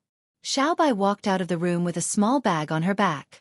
She happily said, "Benefactor, I'm done packing. Let's go." Li Mu looked at the bulging bag on her shoulder and said helplessly, "We're not moving. Why are you bringing this?" Xiao Bai tightened the bag and said, "This is a gift for Sister Lu and Wan Wan." Although the little fox was usually a little silly and dull, she was very considerate. Li Mu did not say anything else. He was about to leave when he suddenly thought of something. He asked Xiao Bai, "When we return to the northern county, if Sister Lu asks you if I've been fooling around in Chengdu, how will you answer?" Xiao Bai said without hesitation, "Other than me, There are no other little fox spirits by your side. Very good. Li Mu patted her head and said, let's go. Not being a womanizer was completely different from not having a woman by his side. In addition to Mr. May, Li Mu had close contact with her friends in the Great Music Bar, including Miao Miao, Een, Little 7, 16, and the Queen, who had come here twice for free meals. Although Li Mu had a clear conscience, he still wanted to give Xiaobai a heads up in advance so that she wouldn't stupidly shoot her mouth off and say something she shouldn't. Now, it seemed that the little girl was not as foolish as Li Mu had imagined. The two of them left the city and walked out of the no-fly zone outside the divine capital. Li Mu looked back at the distant divine capital and took out 2 high-level talismans. He handed one to Xiaobai and stuck the other to himself. In the next moment, the two of them flew into the air and disappeared into the horizon. He had many enemies in the divine capital. Since he dared to swagger out of the divine capital, he naturally had something to rely on. Lu Hanyan had asked Li Si to give him a thick stack of high-level talismans for escaping. Anyone with ulterior motives who wanted to follow them under the Dongxian wouldn't even be able to see their backs. Not long after the two of them disappeared, on the main road, not far behind them, a cloaked figure lifted the bamboo hat on his head, and a look of shock appeared on his face. So fast! He looked up at the sky in front of him. In a few breaths, he could no longer see the two of them. Even if he used his fastest Dharma treasure, he couldn't match their speed. He stood in the same place for a while and had no choice but to turn back. Entering the fairy's capital again, he circled around a few streets before entering a mansion in the southern courtyard. After entering the mansion, he walked straight to the deepest courtyard. A short conversation could be heard from the courtyard. A moment later, the sound of tables and chairs being overturned, porcelain shattering, and a woman's hysterical cursing could be heard from the room in the courtyard. The princess residence. After returning from the imperial clan temple, the prince consort's residence had been searched. Everything in the prince consort's residence, including the residence, had been confiscated by the imperial court. Cui Ming could only stay in the princess residence. In a bedroom of the princess mansion, moaning sounds rose and fell one after another, continuous and unending. 4 hours later, Cui Ming walked out of the bedroom. When he pushed open the door, he could vaguely see the scene in the room. Cui Ming stood in the courtyard and adjusted his belt. A servant walked in from outside and bowed. Prince consort, Li Mu just left the divine capital. Cui Ming's face darkened when he heard Li Mu's name. He had used more than 20 years to climb step by step to the position of assistant minister of the secretariat. During this time, he had gone through countless hardships and setbacks and spent a lot of essence and blood to reach his current position. In one night, Li Mu had made him lose everything. This huge difference in turn had almost caused his mentality to completely collapse and give birth to an inner demon. Although he had suppressed it with great difficulty, he had also lost several years of cultivation, causing his realm to drop greatly. He had almost fallen from the creation realm to the transcendent realm. This matter would not only affect his future cultivation, but he could only wait until the Shao clan regained the throne if he wanted to make a comeback. All of this was because of Li Mu. He wanted to skin him alive, pull out his tendons, remove his bones, and refine his soul.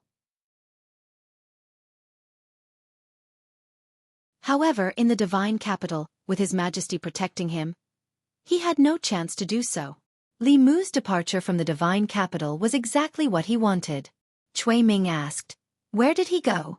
The servant said, "From the direction he left the city, it should be the North County." North County. Cui Ming's face darkened when he heard this. The North County meant a lot to him. The North County was his starting point. He had taken his first step in the North County and walked step by step to where he was today. However, the North County was also his final destination. Because of his carelessness in the North County more than 20 years ago, his 20 years of accumulation and hard work had gone to waste. Cui Ming muttered, "Li Mu is as cunning as a fox." Many people in the divine capital hate him to the bone and want him to die without a complete corpse. Why would he suddenly leave the divine capital and go to the North County? Could it be? Cui Ming suddenly woke up. Could it be that he wants to find Su He? The moment he thought of this, his face turned completely gloomy. Madame Chu had already made him lose everything. If the fact that he had killed Su He in order to climb up to the Chu clan was exposed, even the death exemption medallion would not be able to save his life. He could either leave the divine capital now, or Li Mu would leave the divine capital and never come back. He could let him and Su He, who was very likely to become a ghost cultivator, stay in the North County together forever. Cui Ming asked in a low voice, "Has Elder Lu come back?" The servant shook his head and said, "No." Cui Ming was puzzled. He had sent Elder Lu to the North County to investigate Chu Yuner and Su He. It had been more than half a month and there was no news from him. As a fifth realm cultivator, as long as he left the divine capital and did not offend the 4 sects and 6 schools of Buddhism and Taoism, he could do whatever he wanted in any county. It was unlikely that anything had happened to him. However, if nothing had happened, why had there been no news at all for so many days? Cui Ming paced in the courtyard. After Elder Lu left, there was no one around him that he could use. However, Li Mu and Su He were bound to die. If they did not die, Cui Ming would be the one to die. Cui Ming's expression changed for a while. Finally, he gritted his teeth and flipped his hand. A palm-sized bronze mirror appeared in his hand. He walked to the study and bit his fingertip. Using blood as ink, he wrote a few lines on the bronze mirror. Then he put down the bronze mirror and crossed his hands. After forming a few seals, he sent his spirit energy into the bronze mirror. A white light flashed on the bronze mirror, and the blood-red words on it slowly disappeared, as if they were being swallowed by something. Imperial Palace. In the Imperial Garden. The garden was full of flowers. The Empress walked slowly among the flowers. Mr. May walked in from outside and said, "Your Majesty, Li Mu has left the divine capital." In the short time that he left, there were many movements in the southern and northern courtyards. "Do we really not need to send people to protect him?" The Empress smiled and said, "He's not as weak as you think. Even 1,000 illusion Shangren died in his hands. What can those people do to him? You've seen him bully others, but when have you seen others bully him?" Mr. May thought about it carefully and realized that it was true. Although Li Mu had offended many people, those who dared to bully him did not end up well. Being beaten with a cane was a light punishment. Those who were more serious would not be able to keep their heads. Those who were more serious would be chopped into ashes on the street. The prince consort of Princess Lianyang lost his official position and had his property confiscated. Many people in the court called him Her Majesty's little fox after betraying him. Mr. May recalled the process of meeting Li Mu. He spoke softly, was good-looking, liked to laugh, did things in a straightforward manner, was righteous, and did not want to compromise. Who would have thought that he was also full of tricks when he was up to no good? Thinking of this, she inadvertently glanced at the Empress. She saw a faint smile on the Empress's face. At that moment, the beauty of the Empress even overshadowed the flowers in the garden. Mr. May was dazed for a moment. Ever since she married the Crown Prince, she rarely saw such a smile on the Empress's face.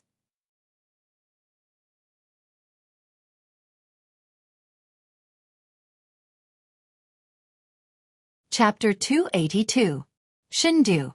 20 years ago, the prince consort, Cui Ming, killed his wife and exiled her family. After Princess Yunyang took out the death exemption medallion bestowed by the late emperor, Cui Ming was released from the ancestral temple. The people's discussion gradually died down. The play, Chan Shimi, which was very popular in Shindu, was also banned under the instructions of the old party. This play involved the prince consort, the princess, and even the old consort. It was suspected of insinuating and smearing the reputation of the royal family. All the major theaters were not allowed to perform this play anymore. Those who violated the rules would be punished according to the law. Ever since a few theaters were banned and closed down, Chan Shimi, which was popular for a while, was no longer sung in Shindu. Although the people did not dare to say it out loud, they could not help but laugh in their hearts. What insinuating and smearing! It was all nonsense. Reality was worse than the play. In the play, Chen Shimi abandoned his wife and children and ended up dying a horrible death. Prince Consort Cui, who was a traitor, did all kinds of evil things. He was 1,000 times more hateful than Chen Shimi. In the end, he still got away with it and continued to be a relative of the royal family. Cui Ming's case came to an end. More major events were happening in Shindu every day. After the reform of the imperial court selection system, the first imperial examination became the most important thing. The talents recommended by the 36 counties gradually gathered in Shindu. What happened a few days ago would soon be forgotten. North County. Baiyun Mountain. When Li Mu followed Yuzhen back to the mountain last time, the disciples of the ancestral court of Fulu school had already seen him. After Li Mu explained his intentions, 2 disciples personally brought him and Xiao Bai to Baiyun Mountain. The 4 of them landed on the square in front of the palace on Baiyun Mountain. Someone in the palace sensed them and 2 people walked out. One was an old man and the other was an old woman. The old woman on the right was called Xianxia. She was the one who brought Li Mu and Lu Hanyan to tour the entire Baiyun Mountain. After greeting each other, the old woman looked at Li Mu with a surprised gaze. The last time he saw him, he had only just condensed his spirit. It had only been 2 months, but the aura on his body had already become extremely obscure. It was obvious that he had already stepped into the divine ability realm. For those with average aptitude, it would take 10 to 20 years or even longer to advance from astral focus to divine ability, but he only took 2 months. This kind of cultivation speed was simply terrifying. It was comparable to the top geniuses of the ancestral court. Although the speed of those geniuses entering the middle realm was fast, but that was because they had more than 10 years of accumulation. The last time she saw Li Mu, he was just an ordinary divine condensation cultivator. Without a doubt, he must have encountered a great opportunity in these 2 months. Everyone had their own fortuitous encounters. The old woman stopped thinking about it and said with a smile, "I'll take you to Junior Sister Lu's residence." On top of White Cloud Peak, there was a mountain with an abundance of heaven and earth spiritual energy. Most of the disciples on the mountain lived together. Only the elders and core disciples above the transcendent realm had the right to establish their own residence on the mountain. As the disciple of the first seat, Lu Hanyan's status was equal to that of the elders. The place where she lived was full of spiritual energy and beautiful scenery. It was a place that countless disciples and even many elders envied. At this moment, she was sitting at a stone table in the courtyard with one hand supporting her chin. She watched the flowing clouds leisurely float by in front of her eyes. White cranes flew among the clouds and cried out clearly. However, she was not in the mood to enjoy the scenery or cultivate. She was in a daze out of habit.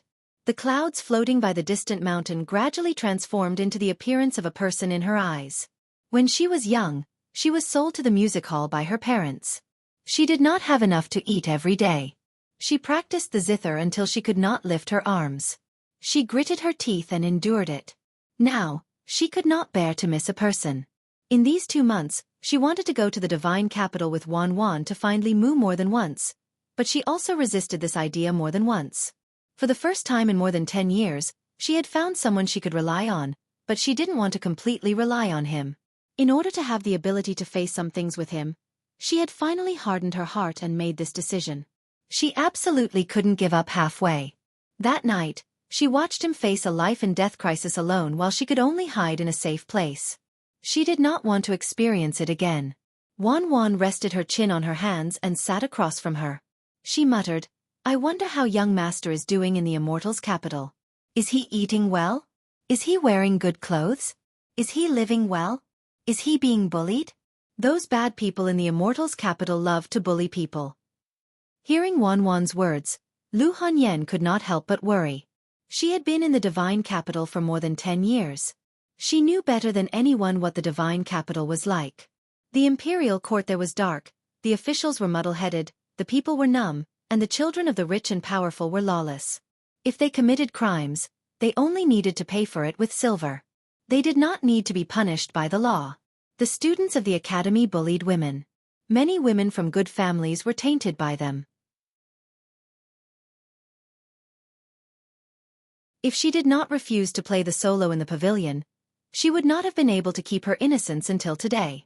With Li Mu's personality, he would definitely be at a disadvantage in a place like the divine capital. Thinking of this, Lu Hanyan could not help but worry even more. Wan Wan shook her head and said, "I wonder where the young master is. Does he know any pretty girls?" Luckily, Xiao Bai is by his side. Lu Hanyan was worried but also a little angry. She said, "When did he lack pretty girls by his side? It's been so long and there's no news at all. Maybe he has already forgotten about us." Ouch! Before she could finish her words, she suddenly let out an ouch. She felt something hit her head. Lu Hanyan turned around, but there was no one behind her. Wan looked behind Lu Hanyan. A strange light flashed in her limpid eyes. In the next moment, a look of surprise appeared on her little face. There was no one behind her, but Lu Hanyan was indeed attacked. Her expression changed slightly. She made a gesture with one hand and hit the empty space in front of her. He wanted to secretly appear beside her and give her a surprise, but he happened to hear her bad-mouthing him behind his back. He had kept his chastity for her for the past 2 months. Li Mu could not take it anymore. He lightly knocked on her head as a punishment. Facing Lu Hanyan's palm, he removed his concealment state and took the opportunity to hold her hand. He used all his mana to dissolve her attack. Li Mu interlocked his fingers with hers and said, "You're so ruthless. Are you trying to kill your husband?" "Young master." Wan had already jumped up from the stool and ran happily to Li Mu's side. Lu Hanyan allowed Li Mu to hold her hand. Her clear eyes flashed with a blazing surprise. Then she snorted and said, "It's been so long. You didn't even write a letter. Do you have other little foxes in Luoyang?" Li Mu looked behind him and said, "Xiaobai, testify for me." Xiaobai also removed her concealment state. She ran over and held Lu Hanyan's arm. She said, "I can testify that you didn't fool around in Luoyang. Other than me, there are no other little foxes." Lu Hanyan pinched her face and said, "You listened to him more than Wan. Did he teach you before he came?" Xiaobai shook her head and said, "I swear in the name of the divine fox. Young master really didn't fool around outside." The divine fox was Xiaobai's religion. Lu Hanyan obviously believed in Xiaobai's promise. She raised her eyebrows slightly and held Li Mu's hand tightly. She said, "Come in. I have something to say to you." Li Mu said, "I also have something to say to you." They walked into the room. The moment the door closed, the two bodies hugged tightly. Li Mu's longing that he had endured for 2 months suddenly exploded at this moment. This longing came not only from his heart, but also from his body. The body of pure yin and pure yang had a natural attraction. After tasting the sweetness of dual cultivation, he could no longer give up. The two kissed for a long time before their lips slowly parted. A faint blush appeared on Lu Hanyan's pretty face. She said, "Let's go out. Wan and Xiaobai are still outside." Li Mu was a little reluctant to part with her. He hugged her soft body tighter and said, "What are you afraid of? They are not outsiders." After being separated for so long, Lu Hanyan was even more reluctant to let go. She said softly, "Then let's hug for a while more." The two hugged each other tightly and quietly listened to each other's heartbeat. They didn't say a word, but it was better than 1,000 words. Lu Hanyan was still a little shy. After a few minutes, she pulled Li Mu out. Xiaobai was taking out the gifts she brought from Shandu from a small bag and placing them on the table. "This is a hairpin for Sister Wan. This is rouge for Sister Hanyan. This is the flower seed that benefactor and I bought in Shandu. It will be beautiful after it blossoms." After distributing the gifts, she couldn't wait to plant the flowers in the flower bed outside with Wan. Wan watered the flower bed and asked, "When will these seeds bloom?" Xiaobai was stunned for a moment. Then she shook her head and said, "I don't know. When we were in Shendu, Sister Zhou just waved her sleeves and they suddenly grew." Li Mu keenly sensed that his grip on his hand tightened. Lu Hanyan stood in front of the flower bed and looked at Xiaobai. She smiled and asked, "Which Sister Zhou?" You're tuning in to the Wisdom Diary YouTube channel. Don't forget to subscribe and join us on this journey to catch the most captivating stories.